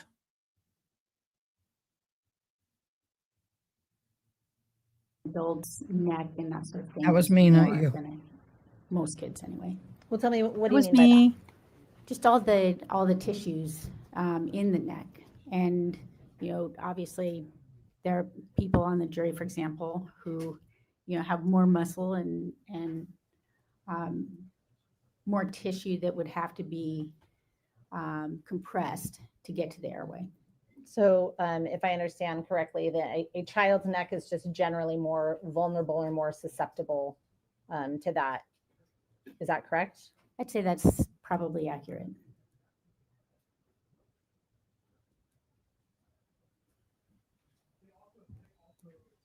And would you agree that a 17-year-old, a small 17-year-old female might fall into that category? And she is right on the cusp of being an adult, but I don't have an opinion on that. Let's say if she's 5'1" and she weighs 100 pounds, would somebody of that stature be more concerning in terms of what an adult is able to do to them if they're strangling them? What I would say is that it's all concerning. It's hard to differentiate any person. A smaller person is going to be more vulnerable than a very large person. Sure, and obviously not to minimize strangling to anyone, correct? But if you're talking about a child, you have concerns about the impact on a child that would be different whether it results in a pneumomediastinum or one of the other complications that you've identified, does that impact a child and their development differently potentially? I mean, at 17, we're talking almost fully grown, but I'm not sure what you mean. Well, at 17, a child's brain is still developing. You would agree with that. There's still another brain development curve from 22 to 26. So Sure. they have developed, but there's still more to come. Yes? Sure. Okay. Although I'm not a neurocognitive expert, but sure. Well, would you agree that there is a brain development still coming from 22 to 26? Give it thereabouts. I mean, and car insurance companies figured it out a lot earlier than the rest of us. Fair? And rental car companies. Yes. Fair? Fair. Okay. Would you agree that if you saw indications in the emergency room of strangulation of a child, you wouldn't simply indicate that it was benign and send that child home, let alone home with their parents? Is that fair? So typically what our practice is in the emergency department is, again, if there is evidence of strangulation, we almost always do a CAT scan of the head and neck, and we look for any vascular injuries. We look for any fractures in the neck. We look for any significant swelling of the neck. If the patient, if all of those things are normal, it's not it would be our standard to send that patient home with return precautions. If any of those things are abnormal, it would be our standard of care to admit them, at least for an observation period. And if you have a child coming in complaining of strangulation and you're seeing that pneumomediastinum, and the allegation was that the parent was the perpetrator, would you be sending that child back home with that parent? I mean, I think the question in a certain sense is moot, because if you see pneumomediastinum on any patient, I would admit that patient for observation. Okay. And do you agree that strangulation, whether pneumomediastinum is present or not, can result in death? I'm sorry, ask that one more time. Sure. Do you agree that strangulation, whether pneumomediastinum is present or not, can result in death? It can, yes. Okay. And you don't regularly see pneumomediastinum as a symptom of strangulation. That is the rarity versus the normal. Yes. Okay, thank you. I have no further questions at this time. Mr. Kading, redirect.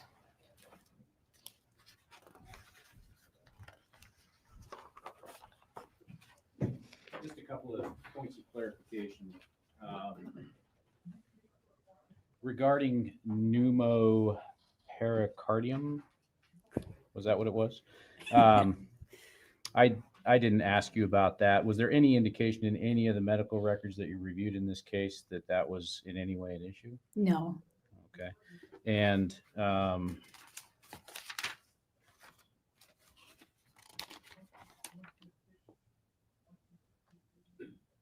you started talking about some other things I didn't ask you about, like the subcutaneous emphysema. Is that what it was? Yes. Or, okay. And that's where the air is in a different place rather than in the mediastinum area?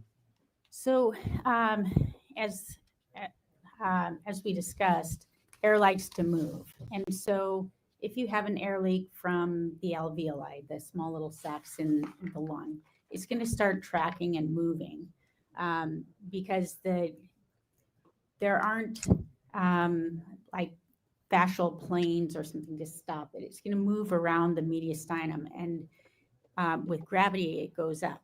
It's going to move its way up.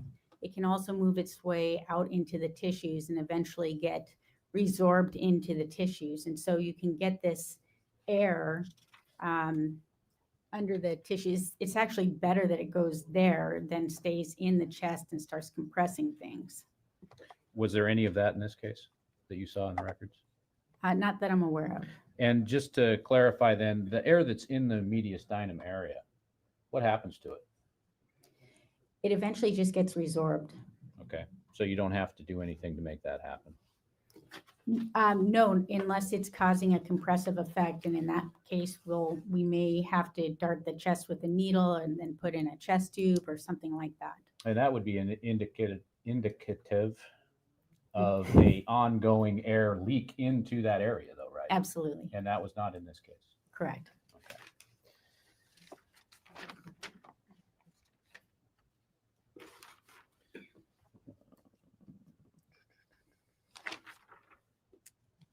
I don't think I really have any more questions. Thank you so much. Thank you. Thank you. Mr. I got her Leary, done. Ross? Look, y'all, I have an inch. 1 inch. So Ms. Stone asked, you admit the patient, and she kind of gave you two options. One, it could go poorly, or two, it could go great, correct? That's Correct. what, I mean, that was the dichotomy that she set up, correct?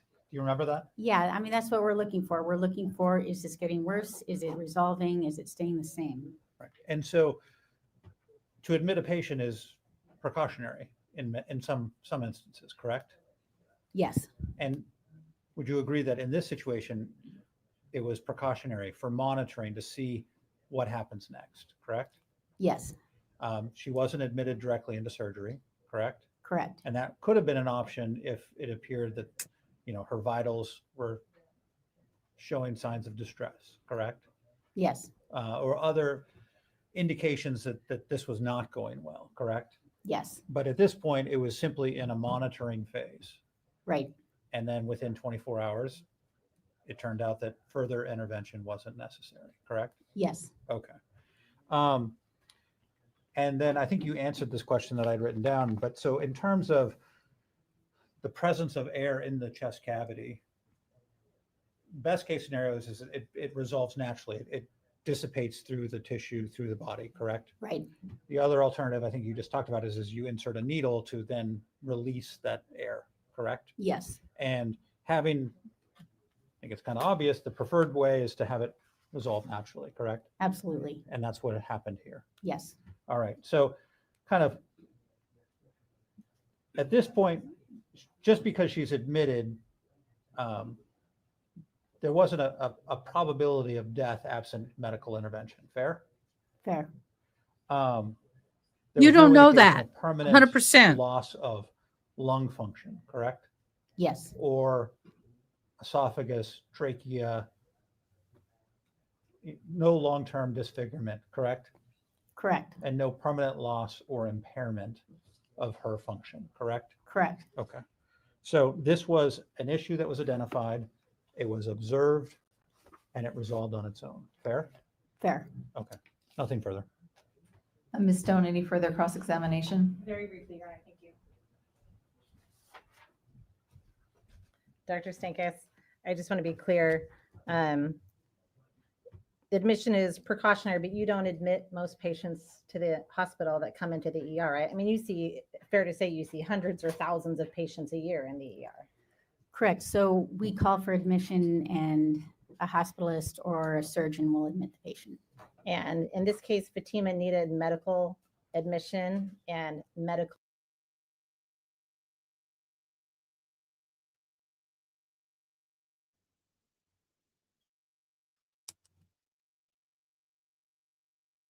Is it me or is it go whether quiet? how that Oh, it's condition them. is treated before you know the outcome either. Fair?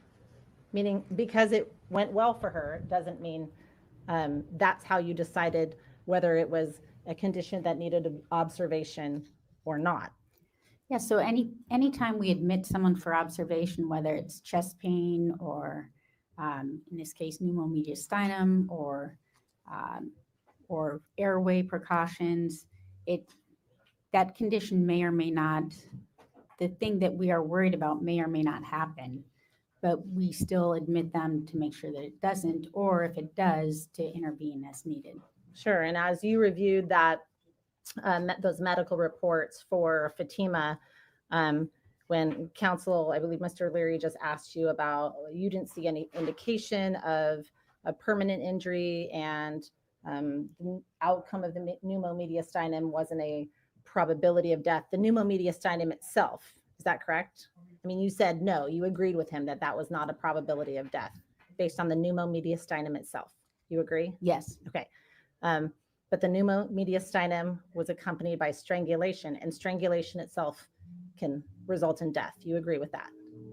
Strangulation can result in death. And Fatima didn't show up at the ER with a skinned knee and a bruise on her thigh. You agree with that after reviewing the medical reports? Yes. Thank you. I have no further questions. Mr. Kadeen Rebrecross? Yes, just one point of clarification. So, doctor, let's say that I have a hangnail and it gets a bad infection and it spreads up my arm and goes to my heart and kills me. Can that happen? No, this was an expert that was paid to look at the documents, the records, the videos, and come up with her own personal opinion. I do not agree with the fact that she's sitting here saying that there's no way she was going to die from that lung issue with the air in the lung. Because, believe it or not, if you are a good physician, you never say 100%, no, something can't happen, because it can. It just is most likely not to. You can. Okay, no further questions. Thank you. Mr. Larry, anything? I was further? married to All one. right, anything further, Ms. Stone? Are you admitting the person with the hangnail, doctor? If they have evidence of that spreading infection up their arm, they may be admitted for IV antibiotics to make sure that they're responding to it. Sure, when there's an indication that something has gone significantly different than a normal hangnail. Is that fair to say? Volume. Thank you. Mr. Kading? No more, thank you. And may this witness be excused? Yes. Yay, we did it. Ms. Stone? No, Your Honor, thank you. Thank you. Dr. Stickis? By thank you 4 very much. You are o'clock. excused and you may step down. So all that rigmarole about her coming back and everything else, Members and of the schedule jury, was not we are needed. going to recess at this time. And as you know, we are not in session on Friday. And so we are going to resume the presentation of evidence on Monday. Woohoo! Thank you very much for your time and attention. Thank you for your patience. And also, I know I say this every day, and I will say it every day that we are in this process. Please continue to follow all of my instructions. Please continue to be vigilant to ensure that no outside information comes to you in any fashion about this case. Thank you. I'll have the bailiffs come forward. Wait a minute. She called the bailiff forward.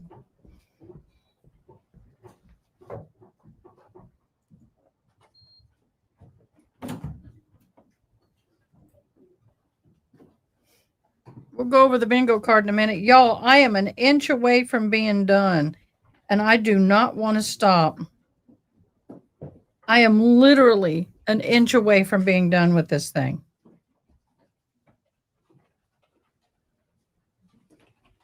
Please be seated. Give me some motions. Do All something. that I want to energy finish. about rescheduling, and we didn't need to, which is a good thing. All right, Ms. Stone, can you please indicate who you believe will be called on Monday starting?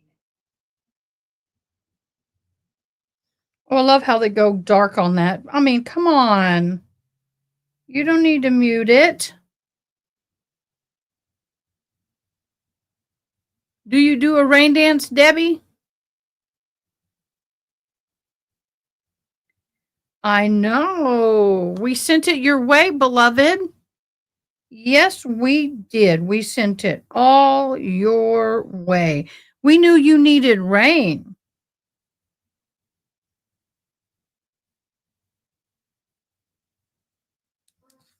We know you needed the rain, so we asked for the rain gods to send you some rain. Y'all need to be careful with doing rain dances. You do them wrong, you're going to cause a flood. Yeah, I know. Well, sometimes people don't realize sometimes rain does not help a fire. Does not always help fire. Depends on what kind of rain. Sometimes it can make it worse because it traps all that heat and everything in the clouds are low. Causes a cap on the ceiling. I know. Going back through either Monday night or Tuesday night. Oh yeah, put the mic on. I'm mic'd all the way up. I can't. I did inform defense counsel of the email that we had proposed 3504. It should have been 3508. It is a missed jury instruction, and we are going to propose and fix that. But I let them know in advance, and so we will prepare that and provide that to the court. I know we're not at jury instructions yet. Well, I have started to look at the jury instructions, and so Do you know what number that you numbered it within the packet that is the misinstruction? I don't, but I will find it. I know that it is, the one that was proposed is 3508, and it should have been with the 3504.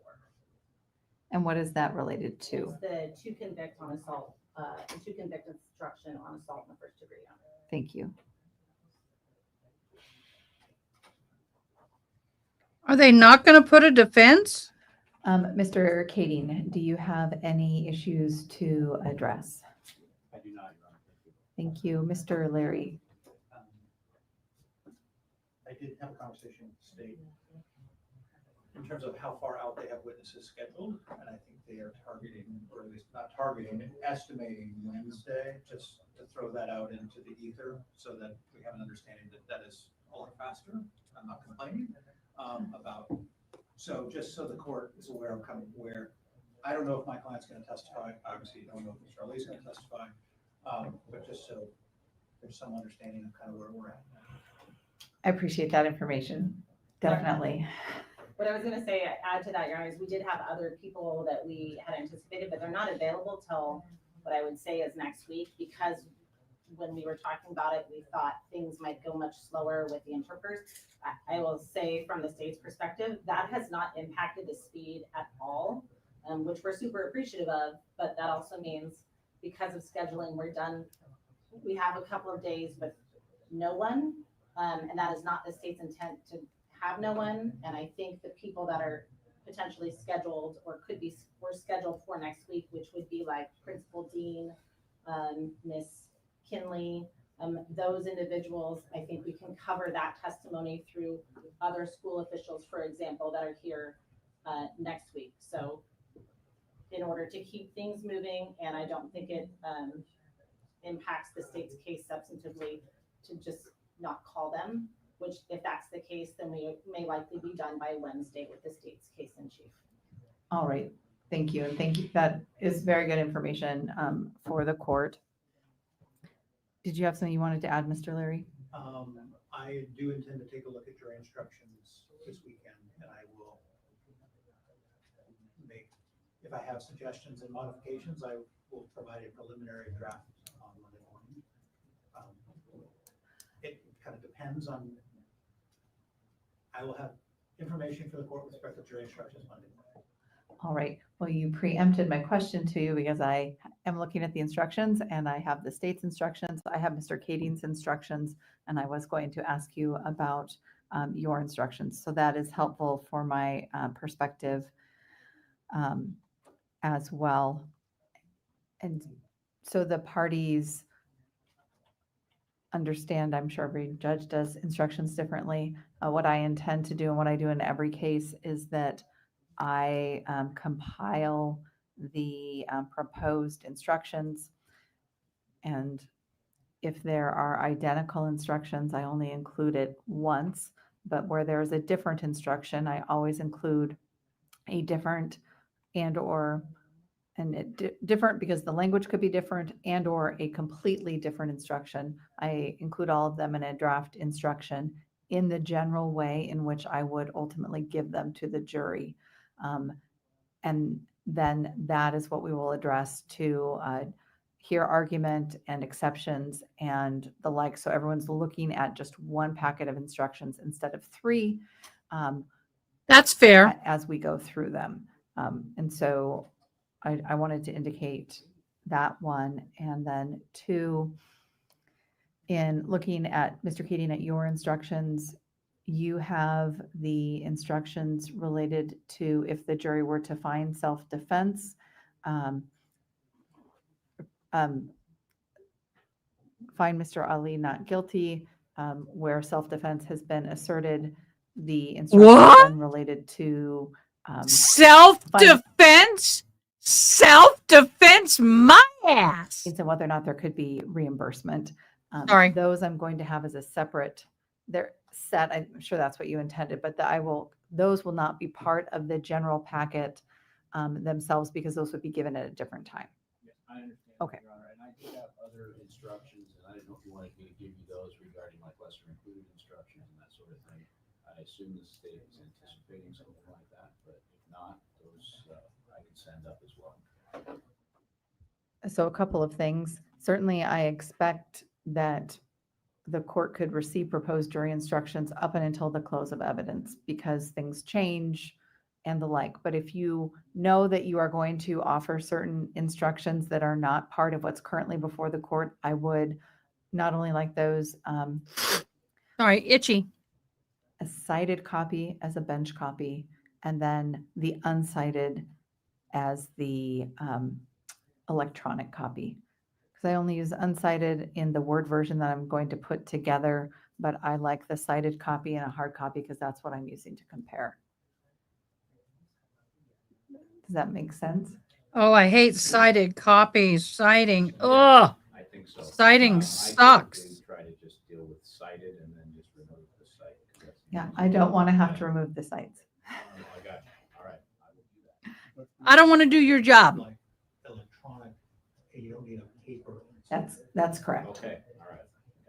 I honestly think that that is an old-fashioned rule, and it was put in place that you had to provide a hard copy of uncited rules when judges at some point, I never did this, used those to actually put their instructions together. That does happen in other courts. And the unsighted. So I'm modern and up to date.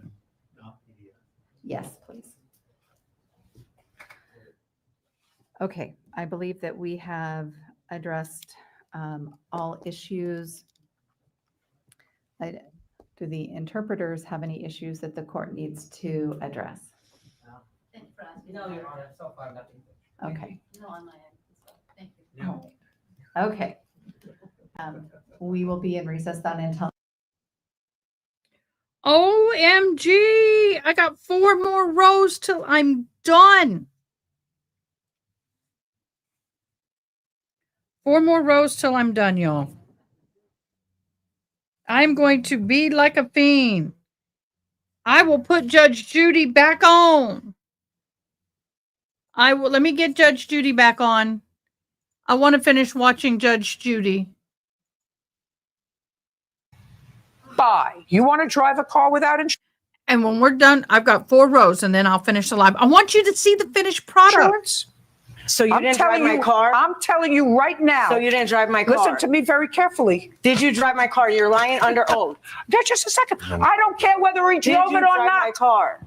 She doesn't understand, Bert. Right. She doesn't understand. So this is what we're going to do. I'm going to sit here. I'm going to sit here. We're going to cut off our mic, and I'm going to say right into the camera, when you come to court, you have to have clean hands. You're supposed to have insurance. Perfect. Thank you. Mr. Musk is suing Mr. Trump for launching a rocket without your permission. Yes, Your Honor. He used a modified Tesla Roadster as the rocket base without consulting me. It had cup holders Oh my and golf God, clubs in it. no way. Fake news. That rocket was HEG. I call it the Trump Shuttle 2.0, the best rocket. People are saying it was better than SpaceX, much better. Mr. Trump, did you or did you not launch a homemade rocket from our logo? I call it innovation. I used to launch YouTube videos for inspiration, big difference. He strapped gold eagles on the wings and played YMCA on launch. It crash landed in a golf course in Texas. You launched a golf cart rocket into a golf course. You trying to break space with your own clubs. There was a beautiful disaster, like the moon landing if it had confetti. Mr. Trump, unless you plan to launch or go into orbit, I suggest you stop stealing other people's tech.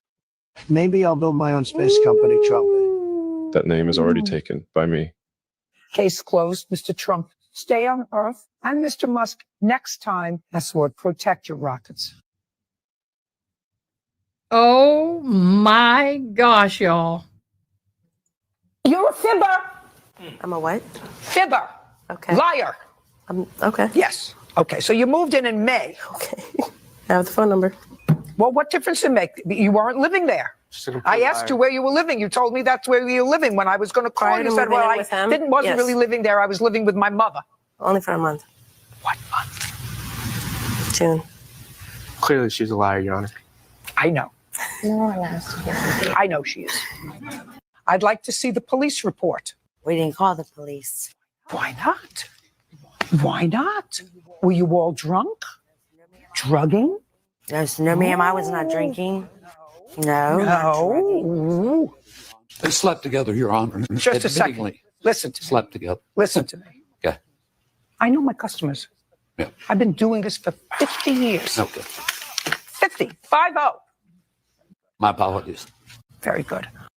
Did you cut trees that were at the fence line? I cut trees that were on my side of the fence. Well, you can't do that Why can't I? because you've been put on notice from him that he put the fence in and he gave himself 8 inches, and you were not to cut the trees that were in that 8 inches because that was his property. I don't believe him. Well, then just a second. I don't care whether you believe him or not. If you're a neighbor and your neighbor tells you that, then you don't go and trim the trees at the fence line.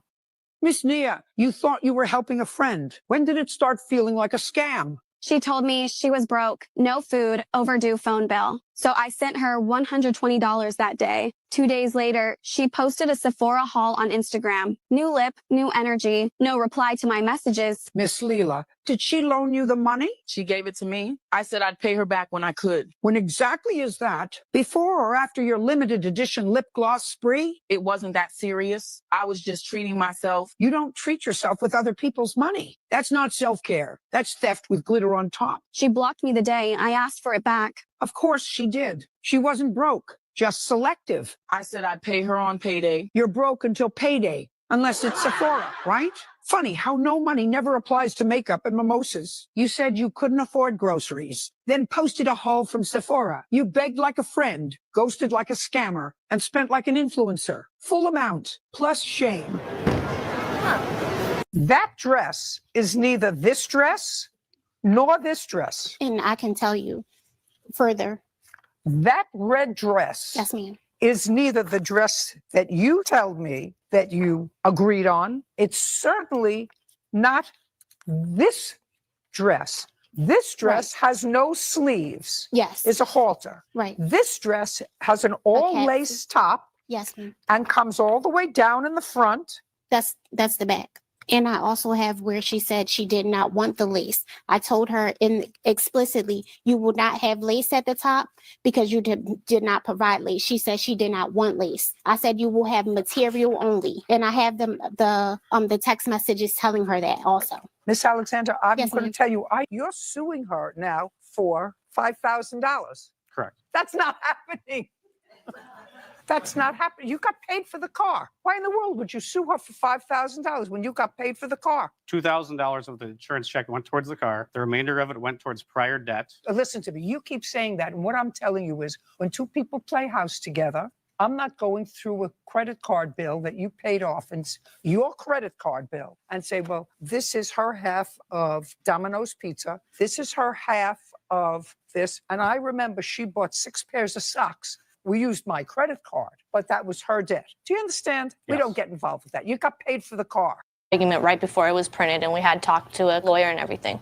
Well, then you didn't have a contract. You could say that. I can. I am. It was intended that the business be contractually in writing memorialized. Before that happened, you had an argument. So the contract was never memorialized, which means that you never had a contract.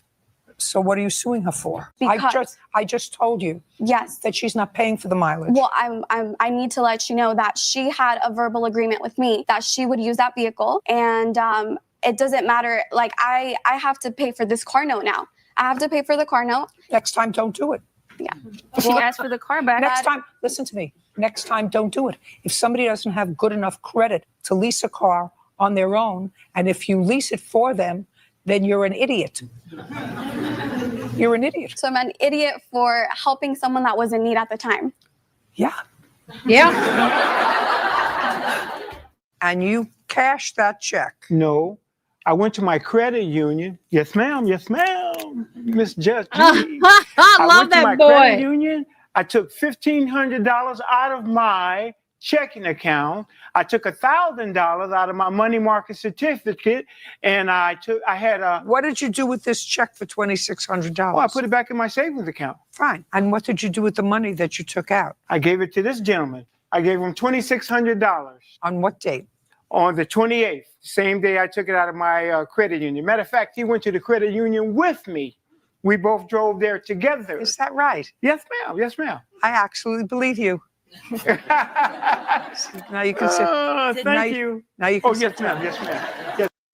Okay, I'm not going to be able to get it done in time. I am literally down to the last 2 threads. And I ran out of my normal thread. And so I have to use this other thread, and it is very springy thread. And I hate it. And now where's my needle? There it is. If you'll hang out a minute, I'll have it done. So let's talk about this case. I want to know from you what your thoughts are on that expert witness. They made such a big brouhaha over this expert witness coming in. I'm like, okay. I expect her to be the bomb, right? I expected this to be awesome. I think this was a big old dud, and I don't think that this helped them in any way. What do you think? Do you think? There we go. Got it down.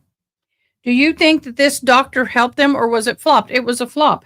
Do you think the jury is going to feel the same way?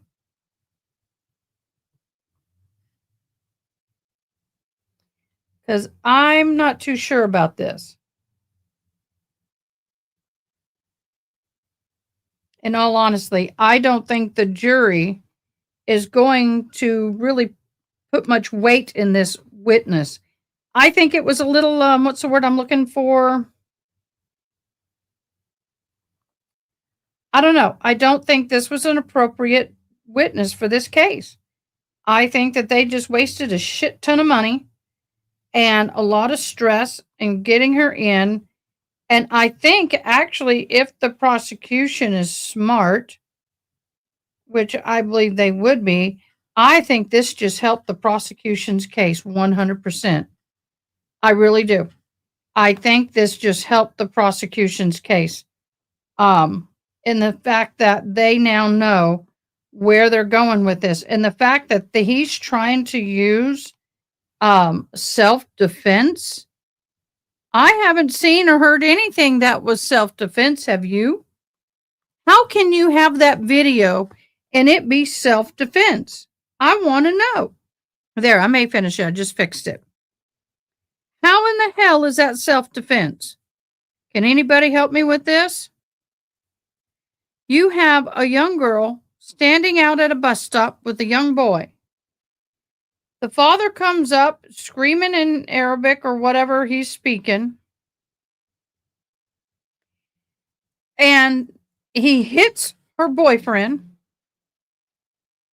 He then turns around and starts choking his daughter.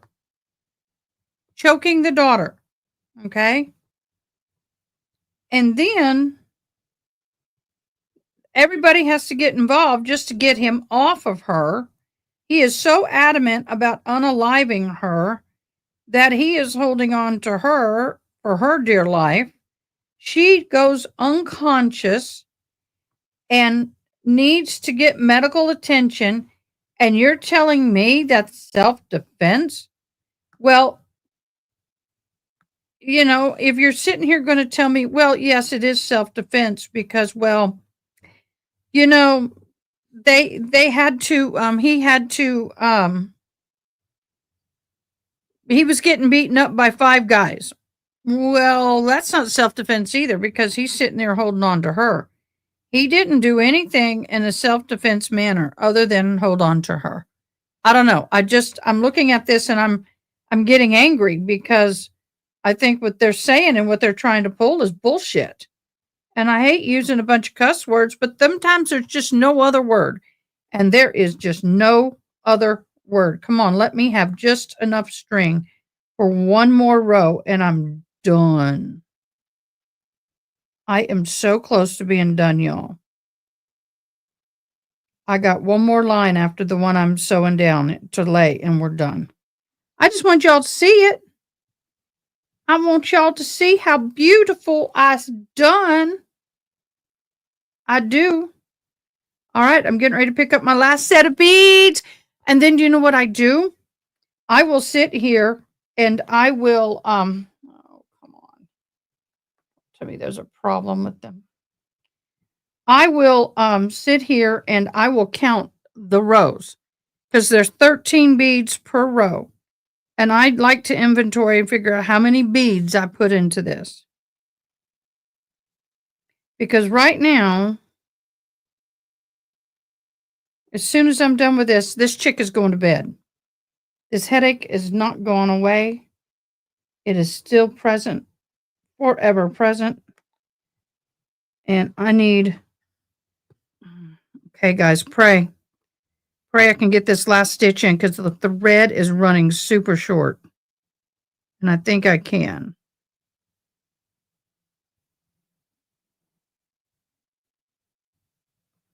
I think this is the last stitch or the last row. And I think it's going to work. But I got to go down through the one next to it and tie it off. Go down. Now, the mom, I haven't really understood where her defense is going. I don't know. Do y'all have any clue as to where her defense is heading with this? I haven't seen a plan. And either one of them, I really don't see a path. I don't know. To me, it looks like they're just barely representing just enough to keep them from, I mean, I don't know. I don't know. I'm not too sure how I feel about all this.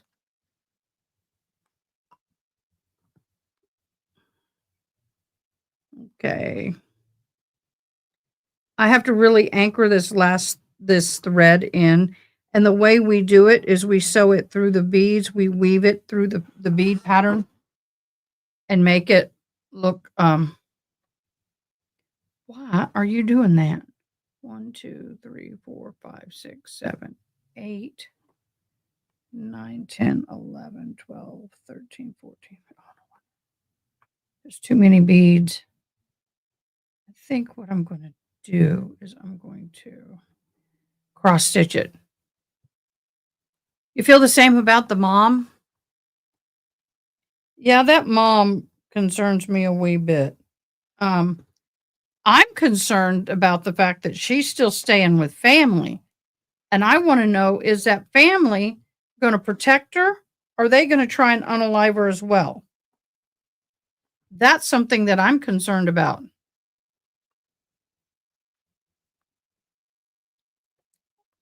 Would y'all be concerned about that?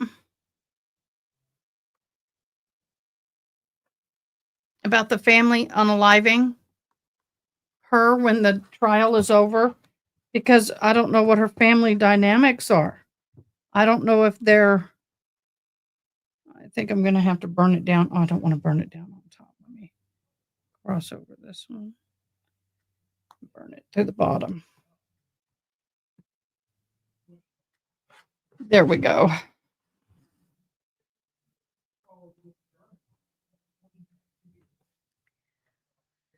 Okie dokie.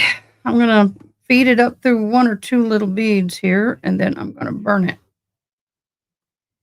People don't understand. We burn the thread because it's a nylon thread, and I don't have to make knots.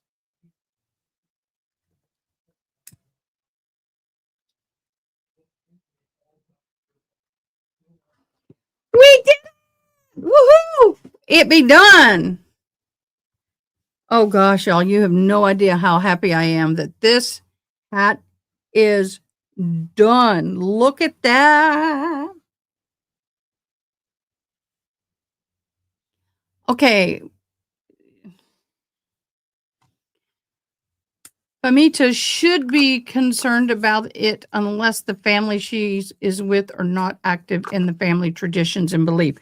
That is what I want to know. I want to know, are the families active in the traditions and belief?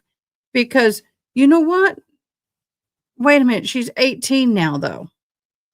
Isn't she 18 now? So I think she'll be fine. Oh, but now I got to take it and they'll steam the felt and they'll reshape it and get it all flat and perfect again. But yeah, the hat is done. What do y'all think?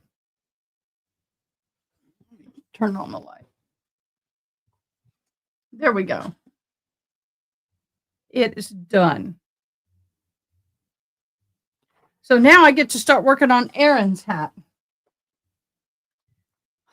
I can sleep better tonight knowing that's done. I won't. I've been really racking myself trying to get that thing finished. All right. Pretties. Thank you, Songbits. Laura, thank you so much, everybody. This has nothing to do with bias, religion, belief, culture, or whatever. It has to do with the facts and justice. Well, it does. Unfortunately, the jury does not even know the facts, all the facts. They're not going to find out that this was what is believed to be a honor unaliving attempt. I do not believe that this helped the defense. I believe she helped DA. Might have helped first witness. Yeah. I'm going to be anxious to see what the other doctors come in with.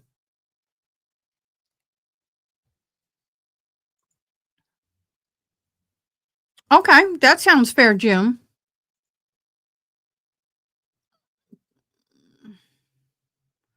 I think they had all that big rigmarole for nothing.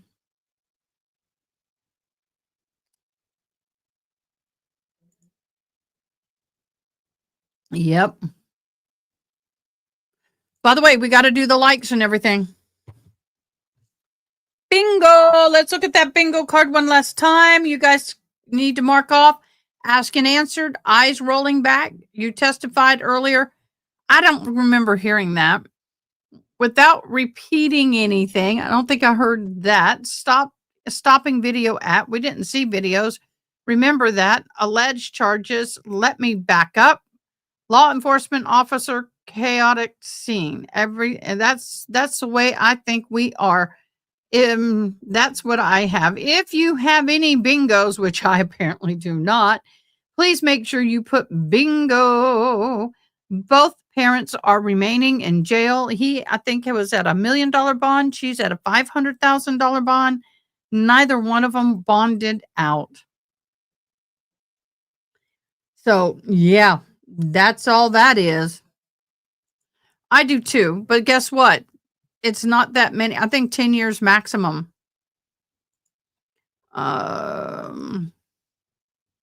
Exactly. Okay, so I'm going to close out my bingo card. I'm going to get the drawings up on scene. I'm going to start with the drawing from yesterday. Share this one. Okay, this was this morning's. Excuse me. This is this morning. So y'all get yourselves into the contest. Comment, like, and subscribe. You hit that. You write it in all comment. Sorry, I liked, I sub, I shared, I bingoed. Oh, I'm so hot in here. Here we go. This is from this morning.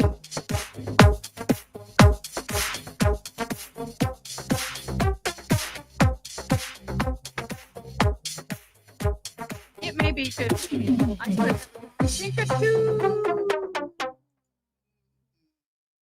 Congratulations, Miss Tinkitude.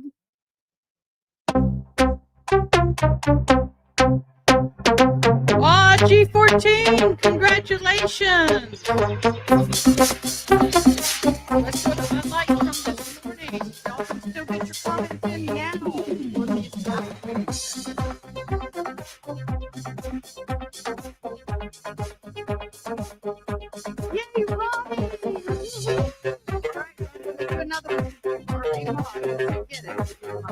Honey,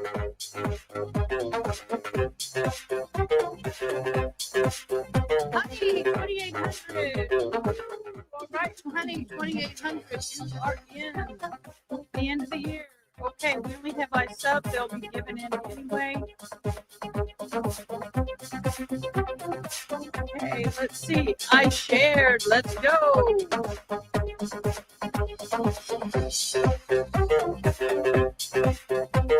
Song Bits Laura, welcome to the family. Thank you for joining us. Miss Erin E. Miss Erin E, congratulations.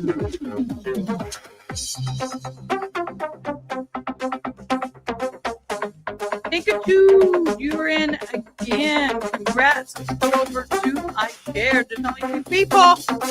Come on, guys. Y'all, it's not hard to share. Just hit the button. Comment I shared. There's only 2 of you. Pikachu. I always give it to both of them. No bingos there. 3 bingos here.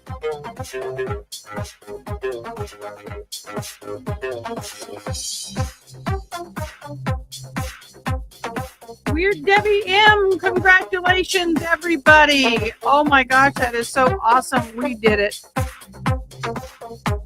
We did it, guys. We did it. We did it. We did it. Congrats to all the winners and thank everyone for being here. Guess what? We have a 3-day weekend, but hold your horses. The plan is on Sunday, 7 o'clock. We're going to have Mr. Joe Schmo, and we are going to be doing a really deep dive into the Brad Simpson. He was supposed to have been on with me last week. He was sick. Hopefully he'll be able to join me again. We've got new information. We've got a bunch of stuff starting to pop with that case. So we're really going to be deep diving into that case. I will be visiting with him on Saturday. So tomorrow, everybody has a Friday off. Woohoo! Y'all, a week, 2 weeks. Is it 2 weeks now? Can't be 2 weeks. It cannot be 2 weeks since we had that disaster in Kerrville. It was. Tomorrow will be 2 weeks ago that we had those floods. And I live in Kerrville, Texas. For those who are new, yes, it happened here in my town. Yes, I've been involved in it. It has calmed down. A lot of the volunteers have left. We've got a lot of still we're looking for anywhere. They say from 70, but it could be 70 to 200 bodies. We really don't know how many people are still missing. But the ones that we do know that are still missing, we have over 70 of them. Some people have been found that were alive, but didn't tell people they were alive. Thank God. Thank God. But we have a free day tomorrow.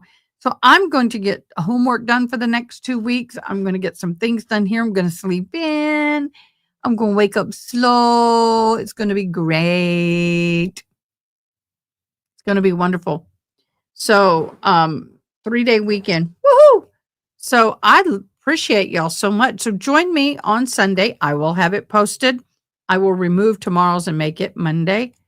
That live. I know it's horrible. I have it up, but I didn't know we weren't going to have court. I didn't know we're not having court tomorrow, so I'm changing the date to the 21st. Changes have been made and saved, so we're good to go. Click that notification bell so you know when I go live. Also, I have some kick butt mods, Ronnie and June. As always, y'all rock my world. I thank you so much. I appreciate you, and you deserve a day off, so enjoy. I'm going to go deliver that hat, and I'm going to have fun doing it, okay? See y'all later.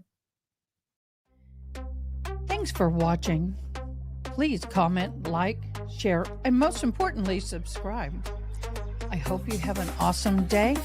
Till next time, take care.